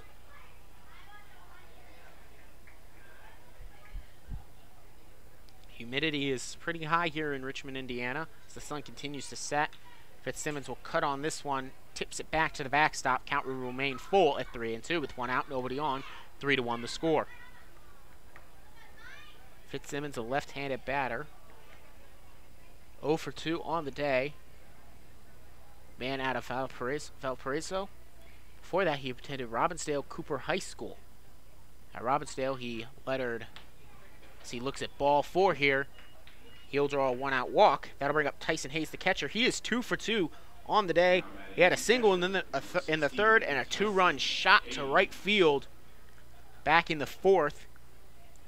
He gave the Mariners a 3-0 lead back then, and then in the bottom of that 4th inning, a 1 spot was put up. But that was a good situation there for Parsons, who was able to do that, get out of a bases loaded with nobody out situation. Here comes the first pitch to Hayes. They're not afraid to pitch to him, as this one's a knee-high fastball there. 0-1 the count to him. For Hayes, he attended Grandview High School in Aurora, Colorado. Back in high school, he was a 2-year starter. As he looks at this next pitch, almost gets away, and Fitzsimmons, who was off and running anyway, will reach there safely. Stolen base there for Fitzsimmons. He was off and running. That pitch did not by any means get away from the catcher Kroll, but when Fitzsimmons was off and running, is the count now 1-1 as that one missed. Here to Hayes, who likes to brag about how he once hit a home run, as Fitzsimmons throw down here to second. It will not be in time as Fitzsimmons goes in sliding. He was almost caught there trying to go from third, going to third. But he will get back in there safely. 2-1 now the count here to Hayes, who in a Colorado All-Star High School League says he was able to hit a home run out in Coors Field, of course, where the Rockies play, as he looks at one that bounces away from Kroll in the dirt. This will allow Fitzsimmons to reach third. This time he'll reach there on the wild pitch. We will not credit the stolen base. And now the count runs 3-1 to Hayes, who could be drawing a second walk here in this inning with 1 out. But Diaz has gone from first to third without Hayes having to do so much as flinch. And now Kroll and Waters are going to have a conversation here on the mound. Just kind of stop throwing ones in the dirt that gets away from me. As a 3-1 count here to Hayes, he's either going to get something to swing at or he's going to draw his walk, as he does miss on a low fastball there. 3-2. Actually had some great movement there as it moved away from him. It was a deceptive pitch. 3-2 now the count runs full to Hayes, as here it comes to him. He hits this one high in to left, and it is back, and it is gone. Another 2-run shot for Hayes. That'll be his 3rd and 4th RBI of the game, and he now drives the lead up to 5-1. And have yourself a day, Tyson Hayes. Talked about in one of the most recent games he played at, his bat has not been his strong suit in the early goings, but now here in this one, he's 3 for 3 with a couple of 2-run shots, 1 out to right, and this one was out to left. And Mariners take a 5-1 lead now here, as we will head back to the top of the order with only 1 out. Blake Crossing, he's 1 for 3 on the day. Struck out swinging his first 2 times up, then got a single in the 4th. Here comes the first pitch to him. Knee-high fastball in the outside corner. 0-1 to him. And both those home runs from Hayes, no doubt about it. As Blake Crossing looks at a low ball there. 1-1 now the count to him. 1 out, nobody on. 5-1 the score. Here comes the delivery to Crossing, low again. 2-1 the count.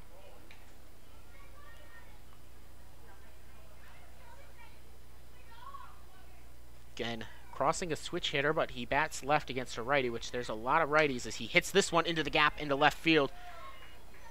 Solid contact off the bat there. Wasn't high, but it was fast, and neither the shortstop nor the third baseman were able to make a play. Crossing goes to 2 for 4 on the day. Back-to-back singles in his 2 most recent plate appearances. Jaron Lovely, 1 for 3 on the day, had a single back in the 3rd. Otherwise, he's flown out to left in the 1st and 4th. He's got a runner on first now. See what he can do with it batting left. See if he can keep this inning going for the Mariners with only 1 out.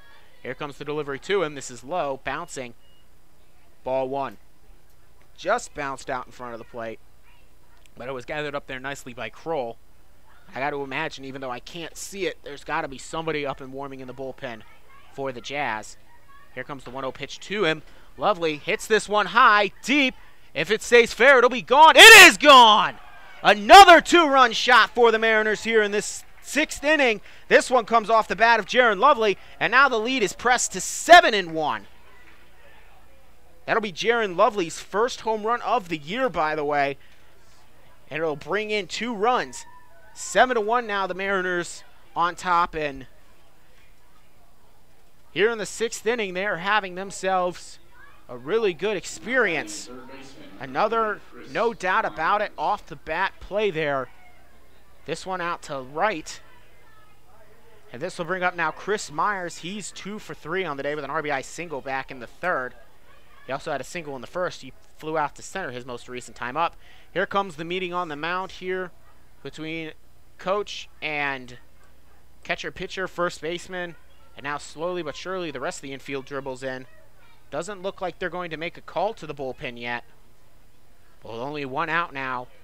And a 4 spot put on this on just a 4 spot has been put up in this inning on 2 home runs, a single and a walk.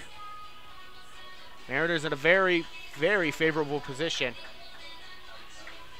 It looks like they actually will make the move to the bullpen. The new pitcher on the mound is number 10. Another new pitcher just added to this roster. We'll go ahead and get more information on him. We'll step aside for a brief moment. Mariners on top 7-1 here in the top of the 6th with only 1 out. Be right back.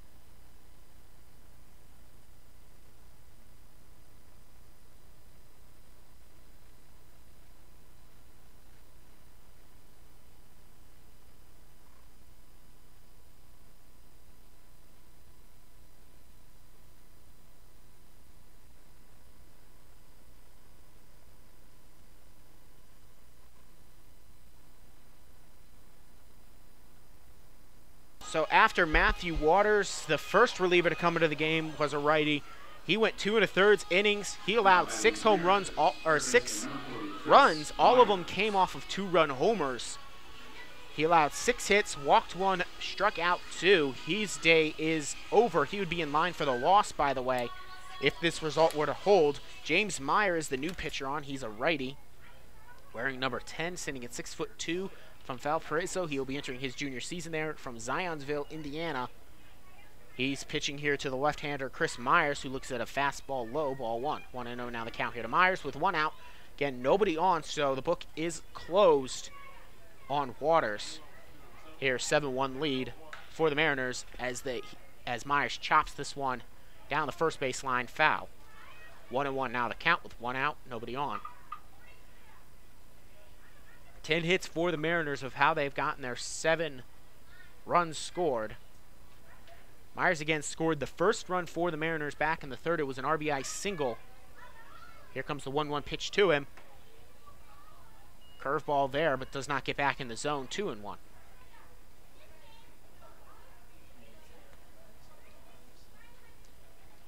Here comes the gather here. And the delivery by Meyer. To Myers. This one bounced out in front of the plate. 3-1. So the inning looks like it might be continuing unless Chris Myers swings at something and pops it too high. If he can draw a walk here, the inning will continue. Or if he can get a base hit. But you assume nothing in this game of baseball. All we do know is the inning will continue after him, because there's nobody on, so no possibility of a double play. Here comes the 3-1 delivery. This one low and in the dirt there, bounces out away from the catcher. And they'll go ahead and say, Myers, take your base. And so he will head down to first. That'll bring up Jake McCall, the first baseman. He is 1 for 1 on the day with a couple of walks in the first and third. Then he had his first base hit.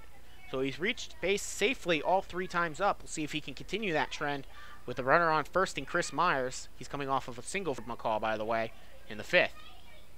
7-1 the score here, as this one is low and in the dirt. Ball 1, 1-0 now the count here. And so far, in the first at-bat, we haven't seen good command from James Meyer. And we'll see if that trend continues here. Too early to tell, though. Again, this is his first appearance. Just added to the roster recently, as this one is low again, 2-0. Just added to the roster like a lot of pitchers on this roster here. Again, when we first faced the Jazz at the beginning of the year, they only had 5 pitchers available. Actually had to pitch Patrick Smith in that game. So here comes the 2-0 delivery to McCall. This one low, gathered up there nicely though in the dirt from Kroll. And McCall has a 3-0 count here to him. And we'll see if he can't get on base for his 4th straight time in this game. But again, only 5 pitchers on the roster for the Jazz to begin the season. And it was a difficult task, but they managed it nicely in the first inning, as this one is catching the outside of the plate. Was a pitcher's pitch there. Of course, with a 3-0 count, pitchers are going to get more favorable calls in general,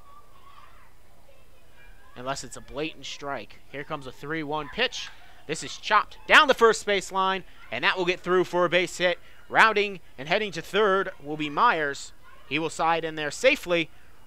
And so it'll be another single there from McCall. The inning will continue. Runners at the corners now for the Mariners. They lead 7-1.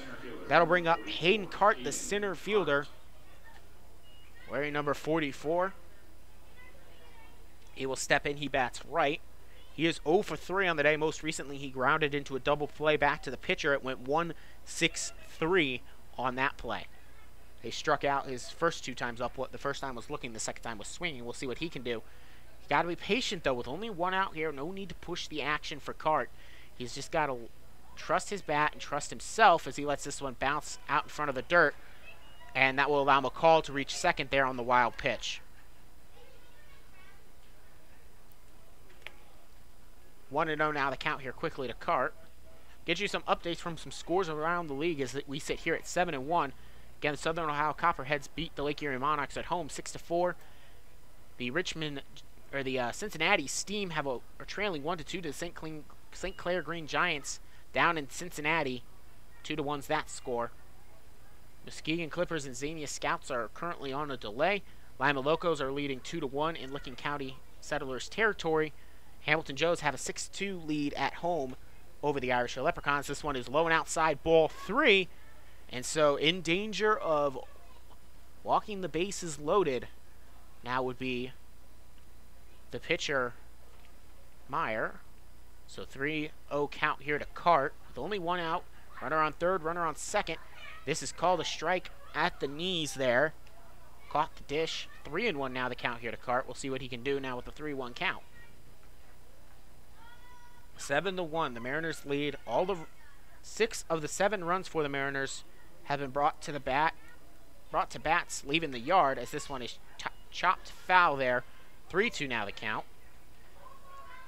Hayden Cart has got himself a full count now. 4 of the runs were scored by Tyson Hayes. Both of them were home runners. One was out to left.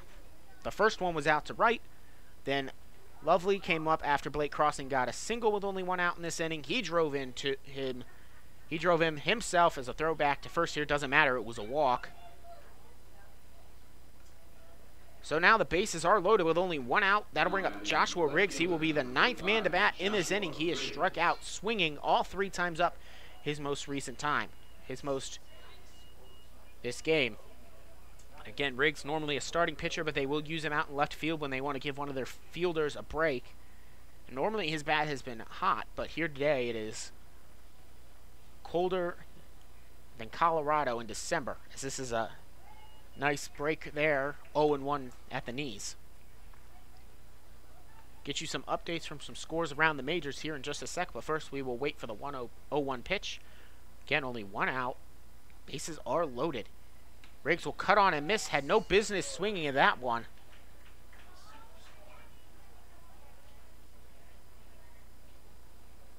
Oh, and 2 now here quickly. The count to Riggs. If Riggs were to reach, we go back to Diaz. As Riggs pops this one high into shallow right. And coming in and making the play will be the right fielder in Kenga, and that will retire the second one. So Riggs will go down for the 4th time here today. And so Diaz already hit in this inning once. He struck out swinging that time. He's 1 for 3 on the game. This will be his 2nd time at bat in this inning. He led off with a strikeout before Fitzsimmons got aboard via the walk. He stole a base. Didn't matter as Tyson Hayes drove him in with a 2-run shot. Then it was Blake Crossing. And then another 2-run shot by Lovely. And now with bases loaded after a walk, a single and another walk, Diaz will have 2 outs after Riggs flew out to right. As he looks at the first one, it's ball 1. This one bounces out in front of the plate. Ball 2. 2-0 now quickly here to Diaz. Here are your updates from around the majors. Indians have a 2-0 lead in the top of the 2nd over the St. Louis Cardinals on the road. Yankees trail to the Phillies in Philadelphia at the end of the 4th, 3-0. Here comes the 2-0 pitch to Diaz inside. Ball 3. Now quickly, Diaz has a very, very favorable hitter's count at 3-0. Red Sox lead at home over the Angels 6-0, bottom of the 4th. Mets 2-0 over the Pirates at home, bottom of the 5th. As this is ball 4, Diaz will draw a walk, brings in a run. So count the RBI on that one. And that will now bring up Stephen Fitzsimmons in his 2nd at-bat of this game. Again, he walked. Designated hitter, number 11, Stephen Fitzsimmons. So now the score is 8-1. Bases still loaded, 2 outs for Fitzsimmons. He also had the stolen base and reached 3rd on the wild pitch. This will be his 2nd at-bat of the inning. Batting left here against a new pitcher. And this one missing high and outside. Ball 1. 1-0 now the count with 2 outs here to Fitzsimmons. And now Kroll's going to head out to the mound. They want to have a conversation. And so will the coach. While they're having that conversation, we'll go ahead and get you some more updates from some scores around the majors. Actually, the update is complete after the Mets and Pirates 2-0 in New York. Mets in favor, bottom of the 5th. Dodgers will host the Cubs later today. Go ahead and get you the update from the College World Series. And the top of the 4th in Game 2, Arkansas and Oregon State are tied at 1.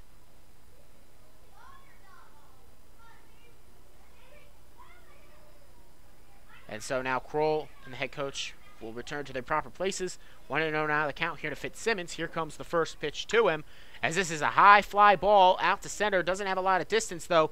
And the side is finally retired after Burlingame gets under that one. But not before every batter reaches, or every batter has a chance to come up and bat for the Mariners in this one. And then Diaz and Fitzsimmons had a chance for 4 runs scored via 2 long balls, first from Tyson Hayes and then from Jaron Lovely. And then the 5th run came in via a walk from Diaz. So now the score is 8-1. Mariners on top here in this one. We will now head to the bottom of this 6th inning with the Mariners enjoying a comfortable lead on the road. Don't go anywhere. I'll be right back.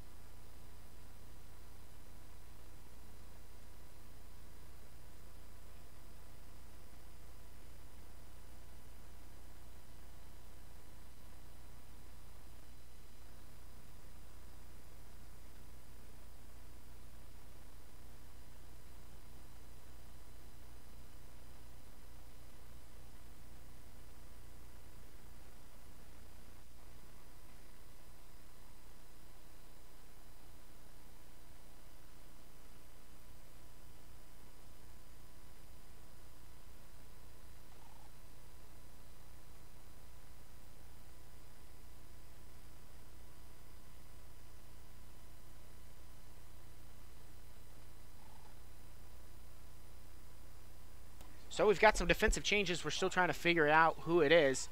But here, as a leadoff bunt attempt here, coming in is Parsons. He cannot make a throw. So the bunt there works for the leadoff man. And Jacob Burlingame, he'll get his infield single. Mariners on top 8-1 here, but Patrick Smith, designated hitter, 2 for 2 on the game. He'll step in now for the bottom of the 6th, and it's a long trail here for the Jazz to try to come back in this one as Mariners on top 8-1. Smith, left-handed batter, will step in to face Parsons, the left-handed pitcher, who, by the way, is returning for his 6th inning of work. Here comes the first pitch to him. This one is low in the dirt, blocked up there nicely by Hayes. 1-0 now the count to him.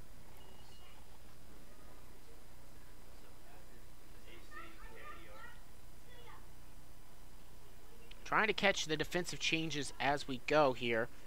I can't tell you that Van Acker is now on third base. He replaced Myers. Diaz was moved over to shortstop. So crossing it out as the game. And I think number 42, Evan Spry, is on second. I cannot tell if that's a 40 or a 42. If it's a 40, then Myers was actually just moved to second base. As this is strike one. 1-1. Normally, the umpire will let us know of changes and try to signal to us, but here they did not today. Normally, they do it out in the outfield yesterday. Here comes a 1-1 delivery to him. This one is off the bat. It'll get past here, picked up by whoever's playing second base, thrown over to first to McCall, and it is number 46, actually, Jack Coney playing second base. So Diaz moved to short. After Crossing was removed from the game, Myers was removed from the game as well. He was replaced by Van Acker. And now playing second base is Jack Coney. I would assume they would all be batting for their respective replacements.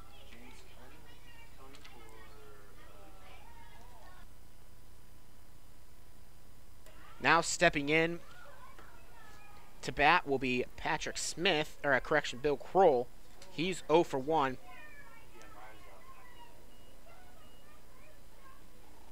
After Smith grounded out, runner advances to second in Burlingame. So Kroll is 0 for 1 with a walk, though, back in the 4th. 0-1 now quickly the count to him here as he chops this one past the glove there of Van Acker and into left. So now runners at the corners with a single there for Kroll. It'll be the first hit for him of the game. That'll bring up Jackson Blevins, 0 for 1, that had a sacrifice ground out RBI back in the 4th. The only run for the Jazz here today. There is, by the way, pitchers getting up and getting loose, but nobody is throwing yet for the Mariners. Just a couple pitchers doing their routine warm-ups here in the bottom of the 6th. As Parsons has got a comfortable 8-1 lead. No run is ever safe. No lead is ever safe, but you can sit here and say perhaps it is a little bit comfortable now. He's got some wiggle room. But not if he's going to continue to allow easy base hits. Here comes the first pitch to Blevins. 0 for 1 on the day. He looks at a first strike on the outside of the dish there.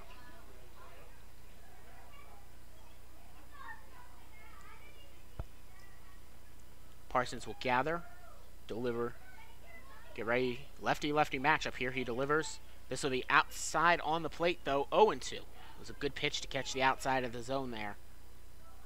Really would have had to have extended his bat, would have been Blevins. It wasn't the pitch he was looking for anyway, but he's now down to the count 0-2. With runners at the corners. Here comes the next pitch to him. He cuts on and misses. It'll be the second time he goes down swinging today. For Parsons, by the way. That'll be his 4th strikeout, and it'll be his first one since back in the 2nd. That'll bring up Jared Kengott, who was that most recent strikeout victim to Parsons. Kengott playing right field. He is 0 for 2. Popped out most recently to third in foul territory. And he struck out swinging in his first time up. We'll see what the man here can do batting right. Here comes the delivery. This is popped high. It'll go into shallow center. Diaz, the shortstop, now will get out of the way of Hayden Cart, the center fielder who makes that catch. That will retire the side. No runs score on the 2 hits here in this one. 2 were left aboard and no errors in the inning. Thank you for listening to Mariners Baseball as they enjoy an 8-1 lead here live from Richmond, Indiana. We will be right back.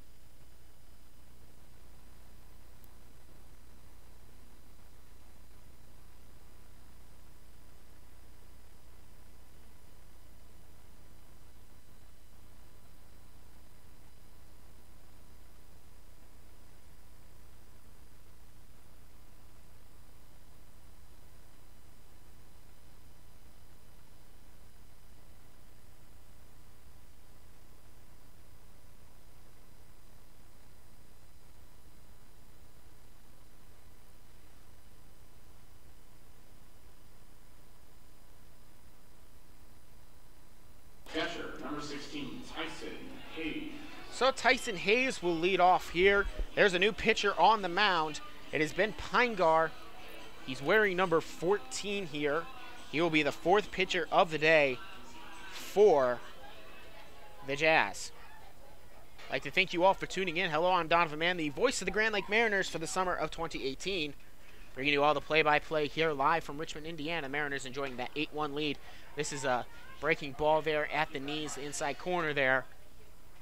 0-1 now, the count here to Hayes.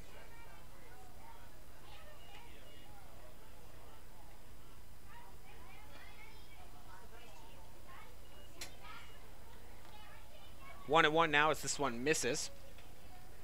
Hayes again on the day for Hayes. He is 3 for 3, a couple of two-run shots to his name, one to right, one to left as he cuts on and misses on this one. He might have been thinking home run number 3 on that one.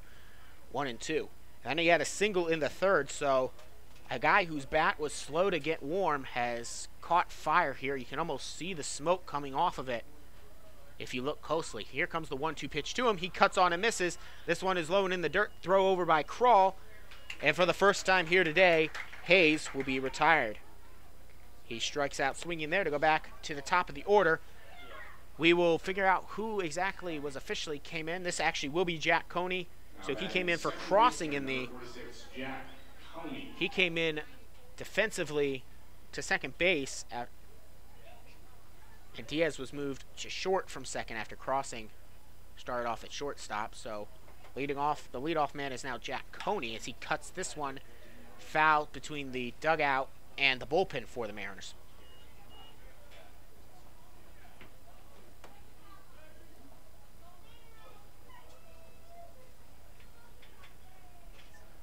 Oh, 1 now, the count here quickly to Coney. He cuts on and misses. He'll go down in the count 0-2.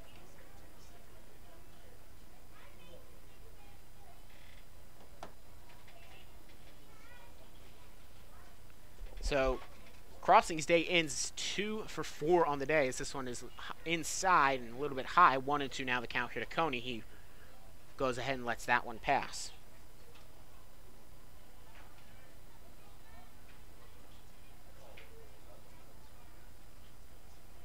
Here comes the 1-2 pitch to Coney. It'll be strike 3 called at the knees on the inside corner. He will go down looking. That'll bring up Jaron Lovely with 2 away. He steps in wearing number 43. On the day, he is 2 for 4. He had a 2-run shot in the 6th as well. It complemented Tyson's Hayes. He also had a single. Other than that, he's flown out to left his 2 times up as this one is hit into left field, and this one will drop for a base hit. That'll be his 3rd hit of the game, and he will have a 2-out single here. And so now that'll bring up Van Acker, who came in to replace Chris Myers at 3rd base. Myers' day ends. He was 2 for 3 with a walk also in the 6th. So this will be Van Acker's first at-bat of the night. With 2 outs, runner on first, he bats right. We'll see what he can do here against the right-hander and Ben Pinegar. Pinegar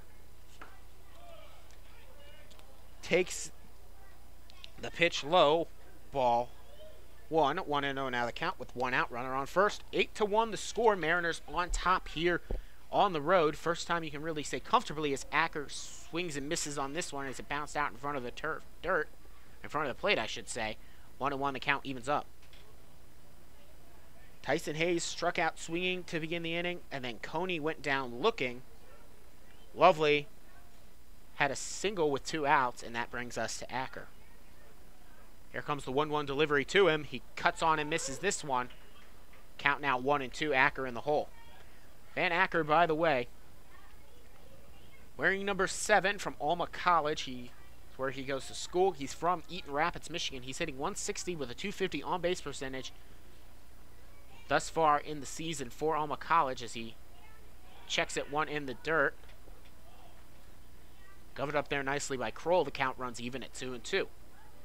But for Acker at Alma College, he had 42 appearances, hit 284 with a 370 on-base percentage, 6 stolen bases, and 16 doubles. Before that, he was at Eaton Rapids High School, where he was a 2-time MHSAA district champion. He also played basketball.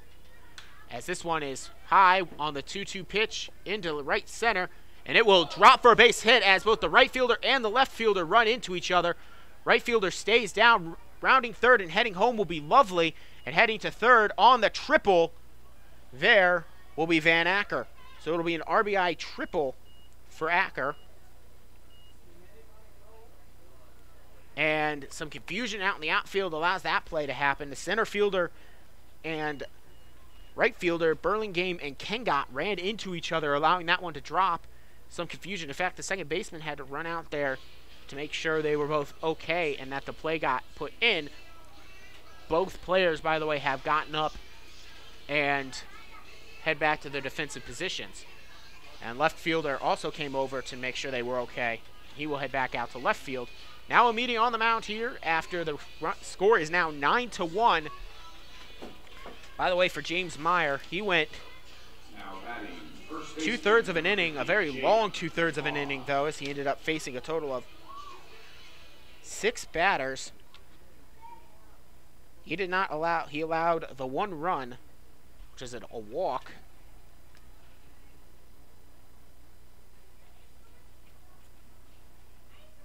Here comes the first pitch here now to Jake McCall.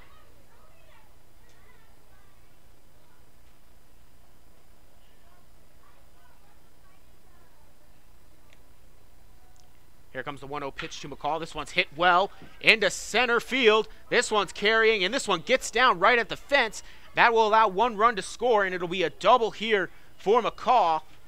And now 10-1. Mariners continue to stretch out their lead. It was an RBI double. Now batting, center fielder, number 44. That'll bring up Hayden Cart, the center fielder. He's 0 for 3 on the day. Drew a walk in his most recent time up.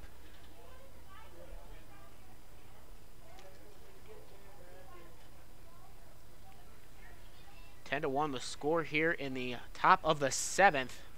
Mariners first time really have an absolute blowout on the road, but no lead is ever safe. As here comes the first delivery to Hayden Cart. He looks at strike number 1 on the inside corner. 0-1 to him.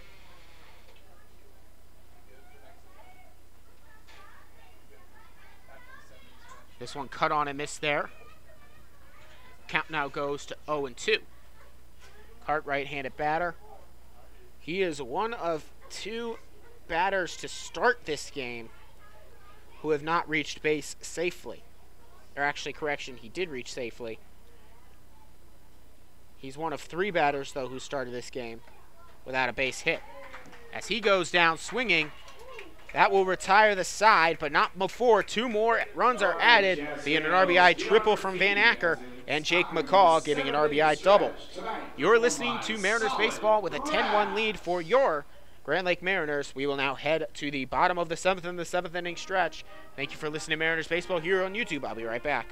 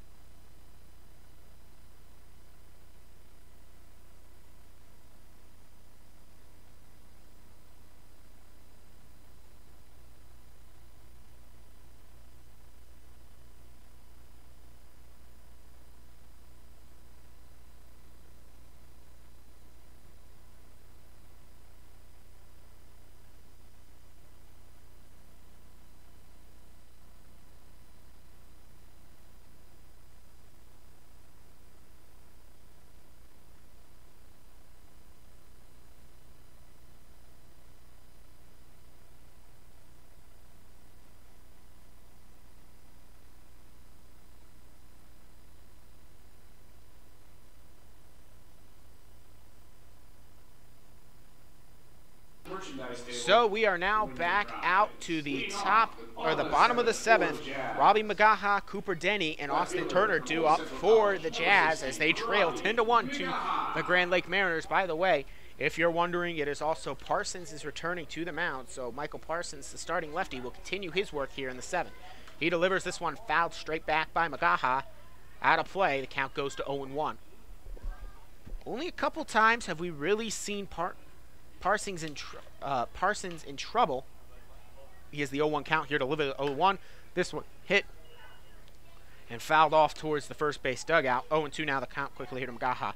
The biggest struggle he was in was when he allowed 3 straight to reach with no outs, and now 0-2. He allowed back-to-back back-to-back singles in the first. Ball 1 on the outside, 1-2. Back-to-back singles to lead off the fourth, and then he walked Bill Kroll to load the bases up with nobody out. He only allowed 1 run, though, in that instance. So, as this one is chopped here, foul to the backstop, count still 1-2. And that was the 1 run in this game for the Jazz, was by Jackson Blevins in that bases loaded situation with nobody out. That was a sacrifice RBI, and then the next 3 went out after that. Parsons bounces this one out in front of the plate. Count runs to 2-2. As Magaha quickly was in the count 0-2, but now he's working it. He's gotten the count evened up now at 2-2. The right-handed batter trying to get something going here in the later goings for the Jazz, as they have a very steep mountain if they want to try to climb back into this one. 10-1 is the deficit for them. As this one is high, ball 3, the count is now full. Nobody up, or actually there is somebody up and throwing in the bullpen for the Mariners. I believe it is number, as this one is hit high into right center. Back it goes, and it will just get down right at the corner of the fence. Rounding second and heading to third will be Magaha. The throw not in time, so it'll be a leadoff triple there for Magaha. That was very close to being out of the park.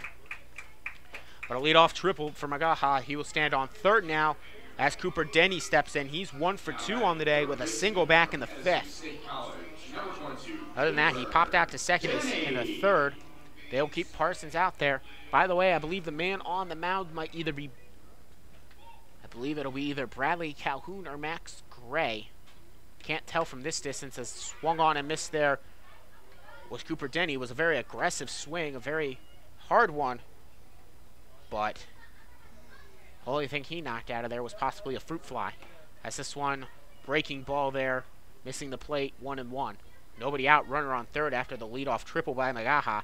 With some wheels, he came around. First, second, and the third off the deep base hit. This one will be popped high here. It will stay in the infield. Coming in will be Van Acker. He will make the catch. It was a close play, though. He may have wanted to have let his pitcher try to handle that one, but he called off Parsons. And so, P5 there. That'll bring up Austin Turner. He's 0 for 2 on the day. Most recently, he grounded into a fielder's choice in the 5th, and then he was caught trying to steal second. With 1 out now, runner on third, he bats right against the lefty. Here comes the delivery to him, popped right back past the glove. This will be a possible score, and it cannot be gathered up there by Diaz. That went right off of Diaz's glove when he tried to scoop it up. So we'll see how they score it, but possibly an error there. So it'll be no RBI and an error there granted. So an E6 there as it went off the glove of Diaz. And we will have the move to the bullpen. We'll talk about the new pitcher when we come back. Thank you for listening to Mariners Baseball. They enjoy a 10-2 lead now here from Richmond, Indiana. Be right back.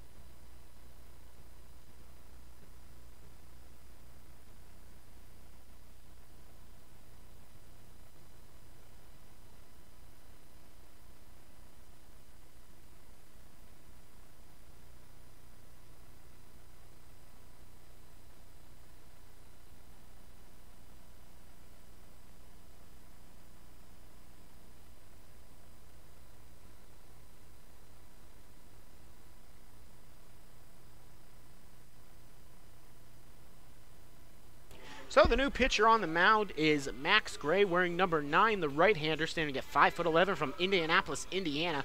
He attends Tennessee Wesleyan College, where he'll be entering his senior season. Before that, he went to Lawrence North High School. Max Gray's got a 9 ERA and 3 innings pitched. This will be his 3rd appearance of the season. He'll be looking here to see how far he can get. As a 10-2 lead with a runner on first, we cannot close the book on Michael Parsons. However, he did go 6 1/3 innings. So far, it's been 2 runs allowed, only one of which would be earned.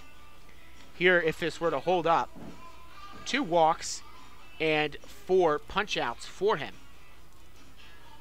As Gray completes his warm-up pitches now, the first batter he will be facing will be the 9th hitter, DeAndre Davis, wearing number 3. A little bit more here on Gray. In college, he had 3 games. He went 2 innings pitched. He had a 4.50 ERA. Before that, before he transferred to Tennessee Wesleyan, he played at Heartland Community College. In high school, he was ranked the 23rd best prospect out of Indiana by perfect game. He's a right-handed pitcher. He will be going up against a right-handed batter. First bullpen guy for the Mariners here today. Davis cuts on and misses on this one. It was a low fastball, but he swung at it anyway. 0-1 now the count here to Davis. Runner on first in Austin Turner. Gray gathers. He delivers inside. Ball 1-0. Already somebody up and throwing in the bullpen for the Mariners again. I believe it'll be Bradley Calhoun up. It's either Bradley Calhoun or Tommy Seamer. I can't quite see from this distance the number, but I do believe it is actually number 6, Tommy Seamer. 1-1 the delivery here. This one is popped high. This into shallow center. Diaz will run back. He'll be called off by Hayden Cart, making the catch. That will retire. Davis heading back to first will be Turner. There's now 2 away. That'll go back to the top of the order. And it'll be a pinch hitter now, number 11, Jared Wolf. So Jacob Burlingame's day is over. For Burlingame, he went 2 for 3. His last 2 plate appearances were both singles in the 6th and the 4th. So Wolf now comes on. He did play in the last game.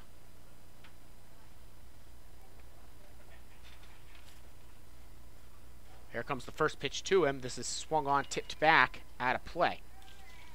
For Wolf, he came into a pinch-hitting situation. He actually was able to get aboard via a wild pitch. He got all the way to second via that wild pitch as he carried some speed. He replaced Bailey Moses yesterday. Here comes the 0-1 pitch to him. This is high. 1-1.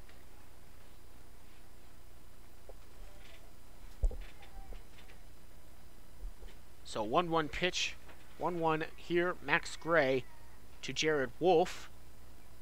Max Gray in his first innings of work. Here, this one is outside, a little bit low. Ball 2. 2-1 now the count here. They'll actually call it a balk, so no pitch.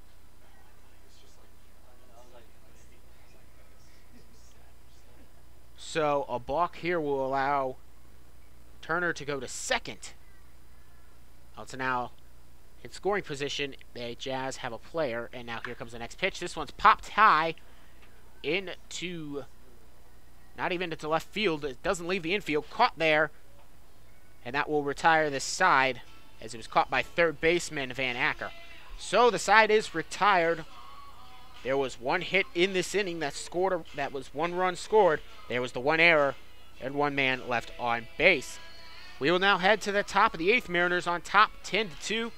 The day in the book is closed. Also on the starting lefty, Parsons, he allowed 2 runs, only 1 of which was earned, though.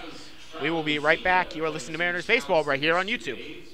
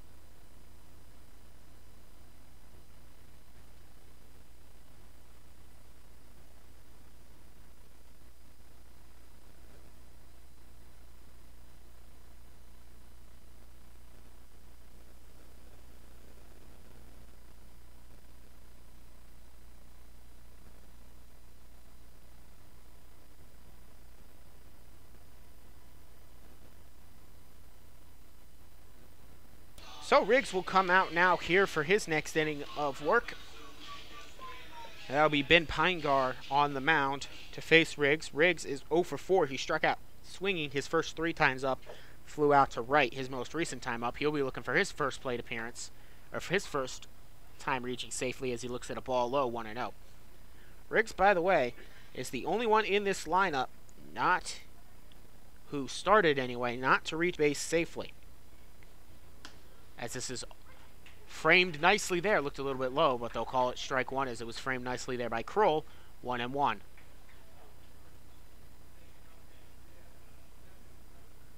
A 1-1 count here to Riggs. Right-handed batter versus right-handed pitcher in Pinegar. Swung on in the dirt there. 1-2. Riggs has had a really hard time with that here today. Swinging at low stuff. He is looking for stuff that's low, and he's a couple times now he's swung at stuff that's bounced out in front of the plate. He's now down in the count 1-2 to Ben Pinegar. The right-hander, by the way, the 4th pitcher also on the day for the Jazz. They have not had a good day.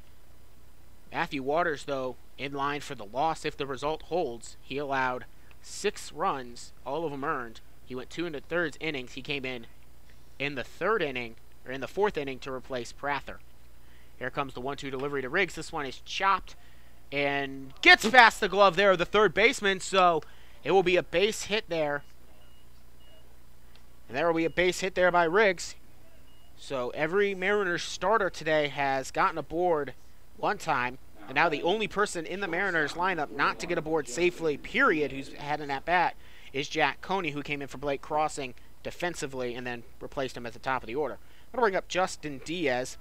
On the day, Diaz is 1 for 3 with a single in the 4th, and then he walked in a run in the 6th. As he gets solid contact to this one, and it'll drop for a base hit, staying just fair. And so, as Riggs gets caught trying to head to 3rd there, so Riggs not having a good day as far as being patient, so it'll be a single there for Diaz. And then as Riggs thought he might have had a chance to head to 3rd, he rounded 2nd too much, and the throw got him caught, so Riggs is eliminated with 1 out. That'll be the 18th hit of the day, by the way, for the Mariners. They lead 10-2 as Stephen Fitzsimmons steps on. He is 0 for 3, but walked his first time he had a plate appearance, as this one gets away from Kroll. As losing track of the ball was Kroll. The umpire was actually in his way as he was trying to look for it, but the umpire was part of the field. So all the way from 1st to 3rd is Diaz on that wild pitch. Kroll just lost track of where the ball was. He thought perhaps that the umpire had called it foul, but the umpire was just standing there. He's part of the field technically. So the count 1-0 to Fitzsimmons. Now 90 feet away is Diaz, as this one is hit solidly off the bat towards the little party deck they have out there in left field, past the Mariners dugout. Almost hit a group of kids, but they're all excited. They want to chase the foul ball. So 1-1 now the count here to Fitzsimmons. Again, 0 for 3, but walked his first time up in the 6th. Again, he had 2 plate appearances in the 6th as he checks on a swing here in the dirt. 2-1.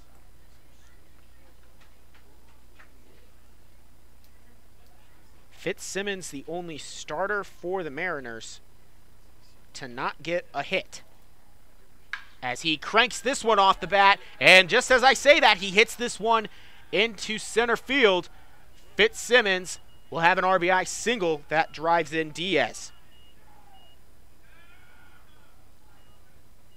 And so now the Mariners on top, 11-2. And that'll bring up Tyson Hayes. So far the man of the match, and I'll go ahead and crown him as such.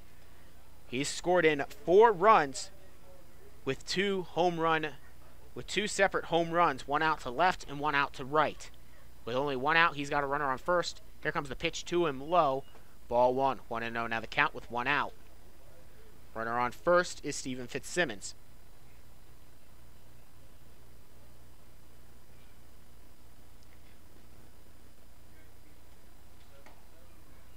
As here comes the delivery to him. It's now 2-2.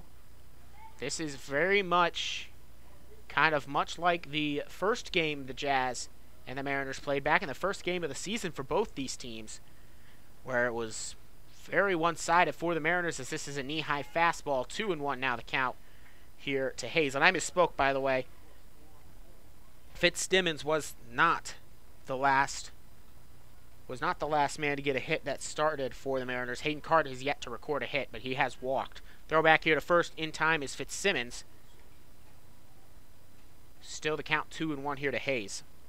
Starting catcher, whose bat has really come to life here in this one. He's slow start to the season, but perhaps this is the awakening for him, as now he's hit by a pitch straight on the number 16 on his back. So Hayes will now be aboard with one out. Heading over to second will be Fitzsimmons. We now head back to the top of the order. Jack Coney will be trying to get his first base hit and first appearance on the bags, as he struck out looking his most recent time up. And his only time up, actually, back in the 7th. He came in for Blake Crossing. He's on second, though, as Diaz was moved from from second to shortstop, 4-6. Here comes the first pitch to him. Inside high, ball 1. 1-0 now the count with one out. Runner on second, runner on first. Stephen Fitzsimmons, by the way, if you're wondering about his speed, has yet to record a stolen base. Hasn't really had an opportunity, though, here as Coney cuts on and misses on this one. The count goes 1-1 to him now. As this game runs later and later, it's currently 9:15. We are now over 2 hours in play. Still in the top of the 8th, though. As here comes the 1-1 delivery to Coney. This one will be tapped right over, and then they will call Fitzsimmons safe at second, so no double play there. So it's just a line out to 6th, and Coney will go down for the second time today. He's now 0-2, and it looks like R.J. Williams will now step in.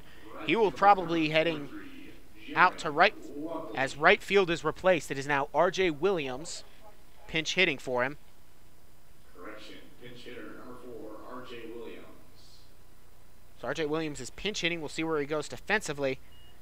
For Lovely, his day ends 3 for 5 with a couple of doubles and a 2-run shot to his name as well. That eventually ran James Meyer out of the game. This one popped high by R.J. Williams, and it'll get out of play past the third base dugout in the Mariners bullpen. Count goes 0-1 to Williams. Williams, the Bowling Green State University attendee and entering his last season, communications major from Pickerington, Ohio, enters this game hitting .250 with a .438 on-base percentage. Those numbers are both up, by the way, from yesterday's game where he started. So here comes the 0-1 delivery to him, bounces out in front of the turf, gets past Crawl but not too far, lands right between his legs. He throws. He manages to hold the runners in Fitzsimmons and Tyson Hayes.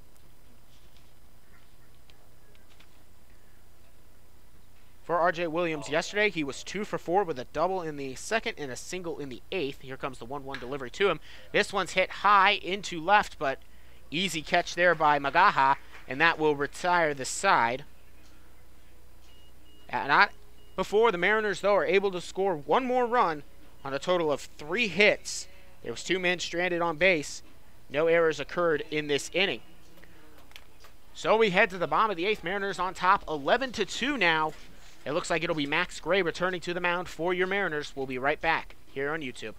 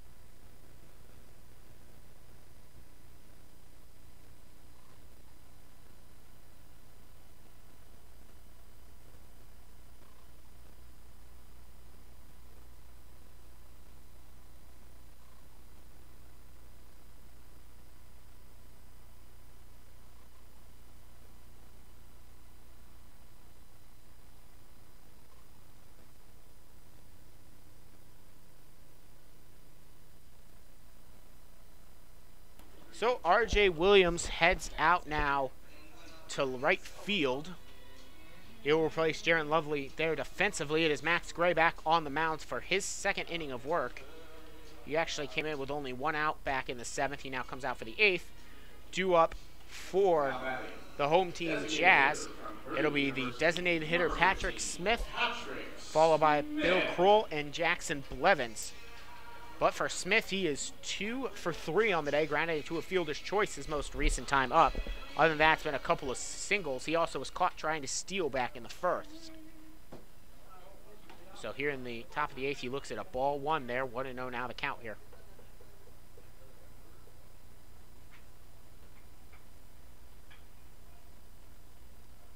Look in here for Gray. He will gather his grip in the glove, set, and deliver the 1-0. This will be outside, ball 2. 2-0 now the count.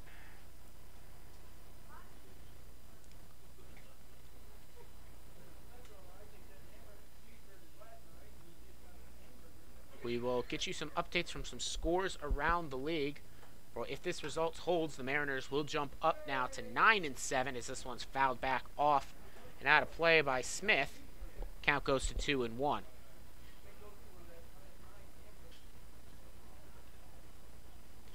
Next up for the Mariners, it will be a couple of games against the Licking County Settlers, as this one is outside, ball 3. 3-1 now the count here to Patrick Smith, the designated hitter, who's already got a couple of singles. He's yet to be walked in this game, but he did ground it to a fielder's choice. Here comes the 3-2 pitch. Swung on and missed. He chased the high heat there. Fills up the count now at 3-2. So tomorrow and Friday, the Licking County Settlers will be in town. The Mariners will finally be back home after an 8-game stretch, as this one's hit high into left field. Running over, not able to make a play on it, is left fielder, and that will be a hit, the 8th one of the game for the Jazz. It'll be for Patrick Smith. It'll be his 3rd single of the game. So he's certainly not been cold. It's just been basically the rest of the entire lineup has been cold for the Jazz. That'll bring up a 1-for-2 man. Bill Kroll wearing number 7. He did draw a walk back in the 4th. We'll see what he can do with nobody out. A leadoff single for him. After the Xenia Scouts leave town, we'll have a day off on Saturday, which is unusual, but that's because we have to accommodate for the new baby in the league. Saginaw Sugar Beets, for some reason, due to their way they play home games, they require, instead of doing 2 at home, 2 away like every other team does, they require you to be there for 1 and then be at home for 1. So they're the new team in the league, and just like a new child, they demand more, as this one's popped high by Crawl, but out of play. Count goes to 1-1. They demand more attention, and they have special circumstances that we have to accommodate. Updates from some scores around the league. The St. Clair Green Giants have a 6-1 lead in the second game of their doubleheader in the bottom of the 6th over the Cincinnati Steam in Cincinnati. Lima Locos lead 8-1 over the Licking County Settlers as this one's popped high into center field.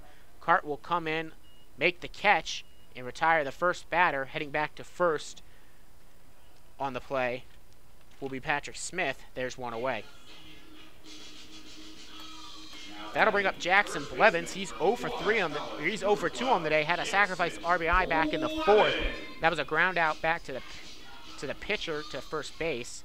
They're allowed a run to score. That was the first of 2 runs scored today by the Jazz. They trail 11-2. He's batting left against the right-hander. Other than that, he struck out twice. He'll look at ball 1 there outside. 1-0. Hamilton Joes continue to beat up on the Irish Hill Leprechauns. And for the first time this year since starting off the season 3-0, the Hamilton Joes look like they might be able to win back-to-back games. As this one's hit well into right field, it will drop for a base hit. Looks like it'll be at least 2, as heading to third, and looks like they will hold him there, will be Patrick Smith. So it's a double there by Blevins, his first base hit of the day, and the first time he reaches base safely on a double there. That moves Patrick Smith to third. And that'll bring up the right fielder, Jared Kingot, wearing number 9. He's 0 for 3 on the day with a strikeout in his first time up. Other than that, it's been a pop out and a fly out. He'll be looking for a ground out to complete the unwanted getting out cycle. Correction, he'd need a strikeout. Correction, he'd be strikeout looking as well. With 1 out now, Runner at third and runner at second. Here comes the first pitch to him, outside corner at the knees. Strike one, 0-1 now the count. 11-2 the score. 18 hits for the Mariners here today. 9 hits for the Jazz, as this is right at that same corner on the outside at the knees. 0-2 quickly here to Kengot, in danger of striking out for his second time here today. Mariners are already back into home form for swinging the bats. They score a lot, as this one's high and inside. Ball one, 1-2. They score a lot and they hit a lot at home. Most of their games in double-digit hits. As Max Gray steps back onto the rubber, he'll look in with a 1-2 count, 1 out.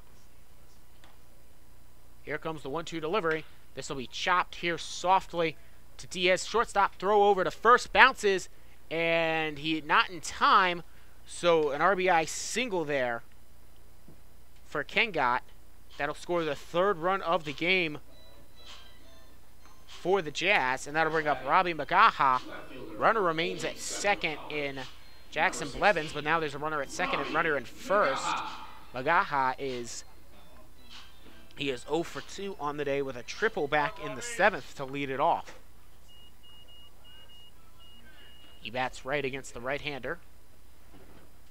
Max Gray looks back to second before gathering and delivering. This one will be fouled to the backstop. Count goes to 0-1. 1 out.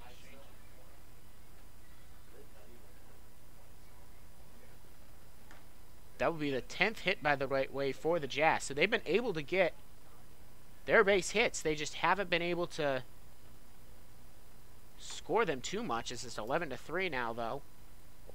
Mariners on top comfortably. Max Gray delivers there, 1-1. Now the count here to Magaha as that one missed. Gray looks in for his sign from Hayes. Steps on, looks back to second. Here comes the 1-1 delivery. Cut on and missed. 1-2 now the count here to Magaha, the left fielder, who again grounded.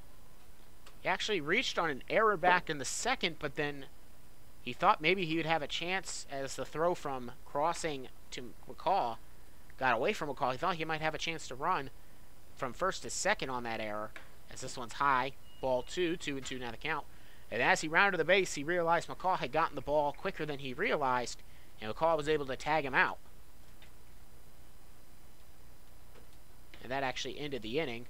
So now 2-2 with 1 out. Gray will step on, gather at the letters, and deliver the 2-2. Cut on and missed. Down goes swinging will be Magaha, and there's now 2 away. Runner still on first. And runner, actually, they'll rule it a balk, I believe. So I believe they called it a balk. So actually the runners will get to move to second and third. And so the strikeout does not count. Magaha will get another chance at it. He's bailed out there by Max Gray's happy feet. And the count remains 2-2. Here comes Gray's delivery. This one will be cut on and missed, so he gets another chance at it, and he gets the same result. He'll go down swinging. That'll be Max Gray's first strikeout of the game. That'll bring up the third baseman, Cooper Denny. He is 1 for 3 on the day with a single back in the 5th. Cooper Denny wearing number 22, new to the team. He actually pitched yesterday for the Jazz in the last inning of their work. Here comes the first pitch to him. He swings at this one and pops it well out of play. Past the stands here behind home plate. 0-1 now the count here to him. Gray will step on, runner on third, runner on second, both in scoring position. 11-3 the score. Mariners on top as he delivers the 0-1. Chopped foul there. Count quickly 0-2 now to Denny.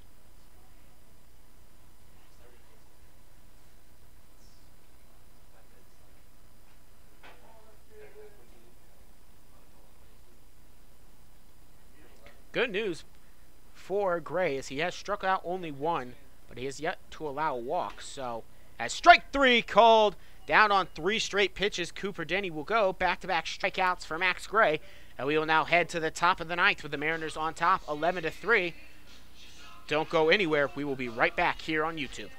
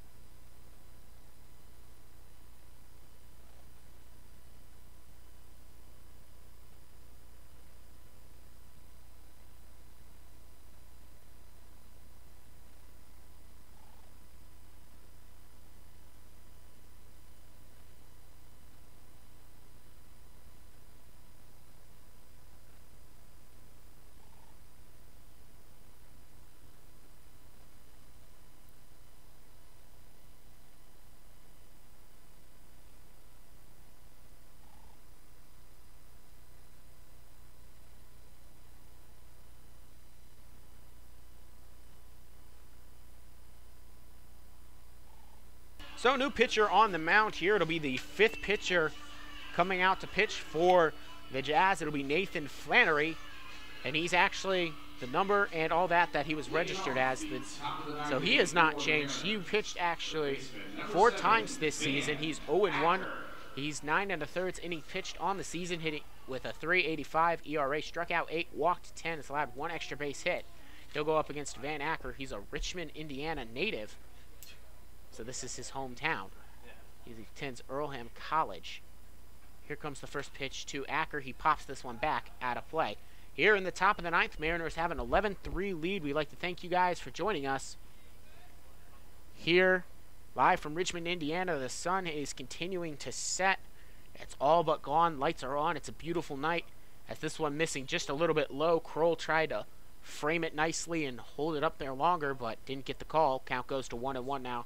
Here to Acker, who had an RBI triple in his only time up. Here comes the pitch to him, outside, ball 2. 2-1 now the count here for the leadoff hitter in Acker, who replaced Chris Myers defensively, and they came in for him in the lineup. Here comes the 2-1 delivery inside, ball 3. 3-1 now the count here to Acker.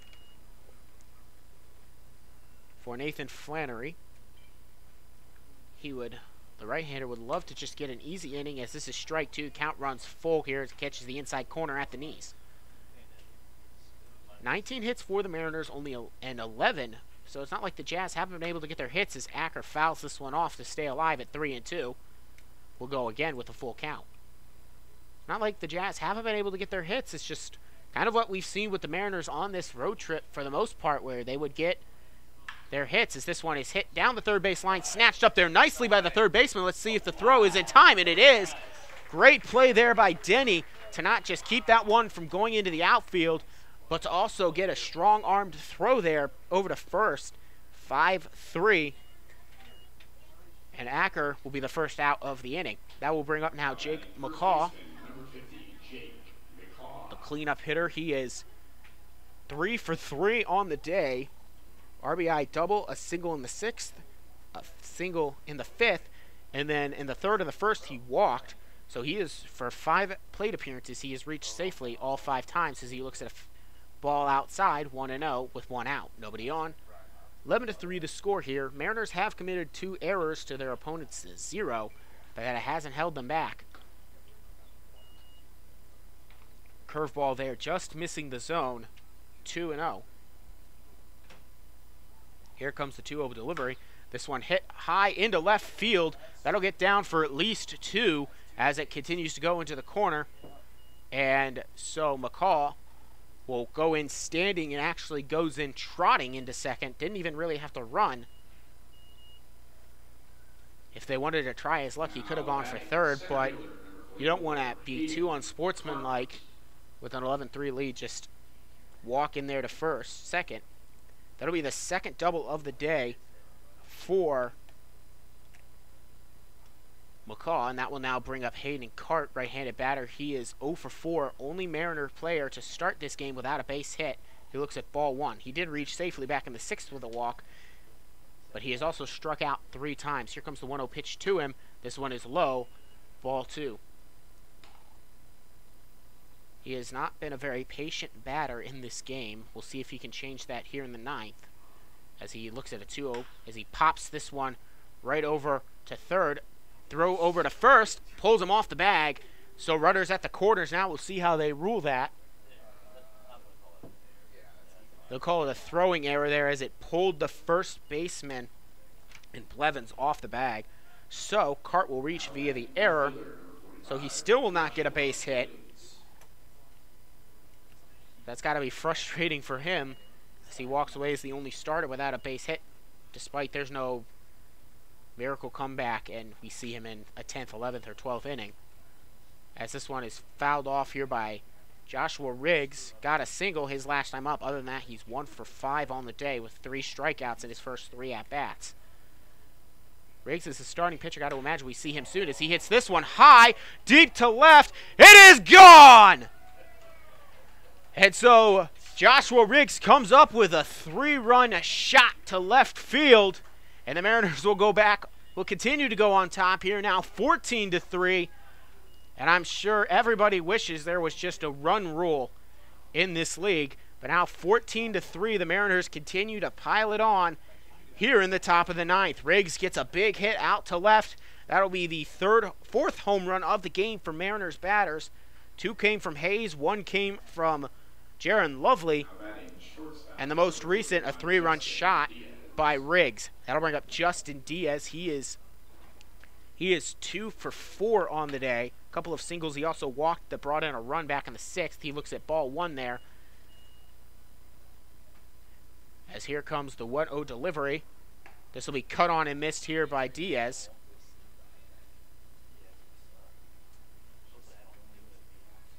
One out.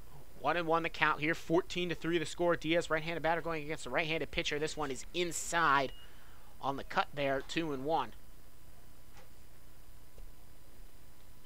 21 hits for the Mariners today, which is their highest on the year thus far. This is game number 16 of 42, plus any postseason. Here comes the 2-2 delivery. This one is hit, but cuts foul almost instantly. 2-2 now the count. You can almost hear the head coach for the Mariners tell him to use the whole field. Don't try to cut it one way. See if you can get a base hit wherever you can. But with 1 out, 3-2 the score. 14-3 or 3-2 the count now. As he cuts this one right towards the third baseman, gathering it up and making the throw over to first. Catch made there nicely. That was Denny to Blevins. 5-3. There's now 2 away as Diaz goes down. That'll bring up Steven Fitzsimmons. He is 1 for 4, but he drew a walk in his first at-bat back in the 6th. Now he's had a couple flyouts to center and an RBI single back in the 8th. With nobody on now with 2 outs, we'll see what he does. Here as he hits this one immediately right to the second baseman. Davis gathers it up, flips it over to first base. That will retire the side, but not before Joshua Riggs adds on with a 3-run home run deep, deep, deep to left. Give the Mariners a 14-3 lead now here as we head to the bottom of the 9th and what should be the final frame of play. Thank you for listening to Mariners Baseball here on YouTube. I'll be right back.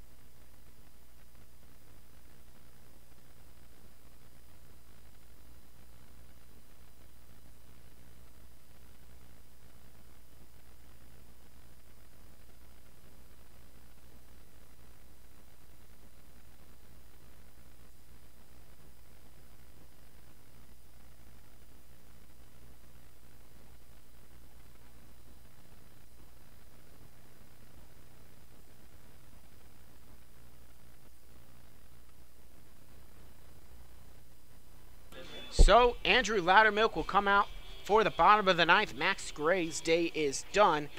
He went 2 1/3 innings pitched. He allowed 2 runs, both of which were earned. Or actually, correction, he only allowed 1 run, which was earned. He struck out 2, which were the last 2 batters he faced. He did not walk anybody. And he did all that, only allowing 3 hits. Correction, he only went 1 1/3. So now we have a pinch hitter. Austin Ulick steps in. He'll be batting for Austin Turner. So Ulick replaces Turner and Austin replaces an Austin. Now it's Ulick stepping in. Pinch hitter. He'll get an at-bat here as this one is all but over, just not officially in the books yet, as this one here from Loudermilk misses. For Loudermilk, by the way, right-hander from Pearland, Texas, attends Texas Permian Basin. He has 5 innings pitched in his 3 previous appearances as this one's popped back. Out of play, count goes to 1-1. He has a 1.80 ERA. Struck out 4, only walking 1. For college this past spring, he had 18 games pitched, 55 2/3 innings as this one is low ball 2, 2-1 now the count. 15 2/3 innings. He had a 6.95 ERA and allowed 6 home runs, which he has not allowed a home run yet in his 5 innings of work thus far. This would be his 6th inning of work in his 4th appearance. Here comes the gather and the 2-1 delivery. This one is hit high, deep to right. Coming in, though, is R.J. Williams in foul territory. Bounces off his glove, though. And actually, they do rule it foul. It was right on the line. It bounced off his glove there and actually might have hit his face as he stays down. So, R.J. Williams is down there in the corner past my view, and David Hacker's got a long walk now over to him in foul territory on the opposite side of the field. We'll see if he is all right here momentarily. Count now 2-2 with leadoff hitter Austin Ulick coming in for Austin Turner in a pitch hitting situation. David Hacker didn't even get to first base before he was told to turn around, as R.J. Williams is up and heading back to his position. We don't know how many of his teammates he is seeing right now as they walk away from him. We don't know how many of Hayden Cart he sees right now, but he's staying in the game. If he were to be replaced by somebody, I don't know who it would be. Now a conversation between third base coach and head coach Hacker, third base coach of the Jazz. Just a brief conversation before they head back to their spots. 2-2 now the count here to Ulick. Loudermilk delivers, chopped back and out of play. Count remains at 2-2 to the leadoff hitter.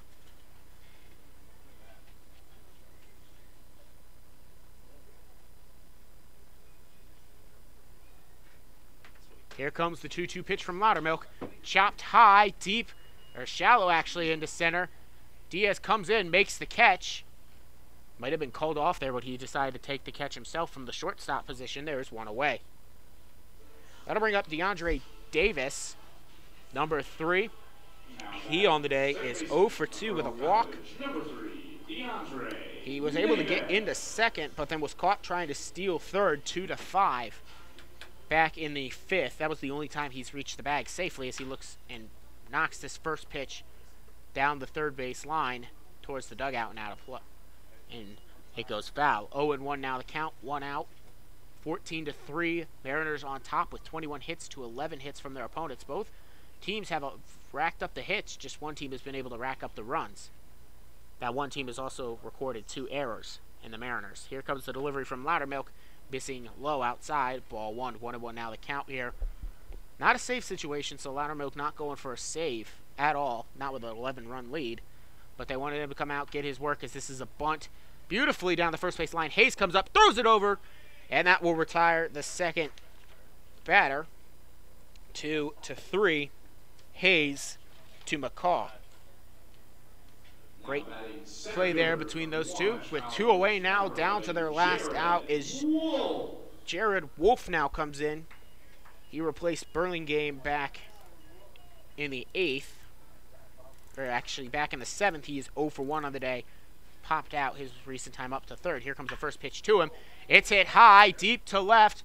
Going underneath it, though, is left fielder to make the catch. That is left fielder Riggs, and that will end the game.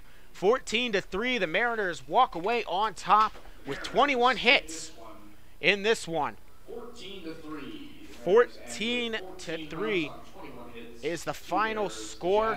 We'll go ahead and finish up the broadcast here. The winning pitcher is Michael Parsons, the left-handed pitcher. He went 6 1/3 innings, allowed up 2 runs, but only 1 of which was earned. 7 hits, 2 walks, 5 punch-outs. Walking away with the loss will be Matthew Water. He went 2 1/3 innings, came in the 4th inning. He allowed 6 runs, all of which came from two-run homers. He allowed 6 hits, 1 walk, 2 punch-outs. There was no save in this game. Mariners walk away with a 14-3 game. Your player of the game, you don't have to look too hard to see who it would be. Tyson Hayes, he went 3 for 4 on the day, was hit by a pitch in the 8th. He scored 4 runs on 2 different home runs. He had 2-run shot in the 4th, and then in the 6th, he had a single for his first base hit in the 3rd. Joshua Riggs, have yourself a day. Great job. Honorable mention, Jake McCaw. Reached base safely every time up. Had a couple of doubles, including 1 with an RBI, a couple of singles, and a couple of walks. So he went 4 for 4 with also 2 walks. He's honorable mention player of the game. That will just about conclude my broadcast for this evening. But before I tune out, I would like to thank a couple of people. I would like to thank the entire Mariners staff for allowing me to broadcast their entire 42-game season. I'd like to specifically thank Kevin McGowan, the GM of the Mariners, for signing me on for this internship, allowing me to get my internship credit, allowing me to broadcast each and every game, get the experience I so desperately need in baseball, since it's not one of my more experienced sports, but I'm getting better each and every game. I like to thank, of course, my listeners. I would be nothing without you guys. Thank you so much for tuning in for each and every game. I would also like to thank my host family, as well as every other host family, for the Grand Lake Mariners staff and team for the summer of 2018. You guys are so important to the season, providing a place for us to stay, meals, being so hospitable to us, welcoming us into your homes. Thank you guys so much for each and every part you do. You guys are so important to our season. Lastly, I would like to thank everybody involved in making each and every game happen, not just for the Mariners, but for the entire entire league. That includes setting up traveling accommodations, providing me places to broadcast as well as other broadcasters, setting up the table, setting up the fields, the schedule, providing stats, all that goes into making this game, this wonderful game of baseball happen for the Summer League this 2018 season. Be sure to tune in tomorrow, 7:05 start. The Licking County Settlers will be in town for 2 games. Both games start at 7:05. The first one is tomorrow, which is Thursday. I'll have all the play-by-play here live. That'll be first game home in 10 days. Once again, your winning Mariners walk away against the Jazz. Final score of 14-3. I'd like to thank you all for listening. I'm Donovan Mann, the voice of the Grand Lake Mariners. Have a wonderful night, and go Mariners.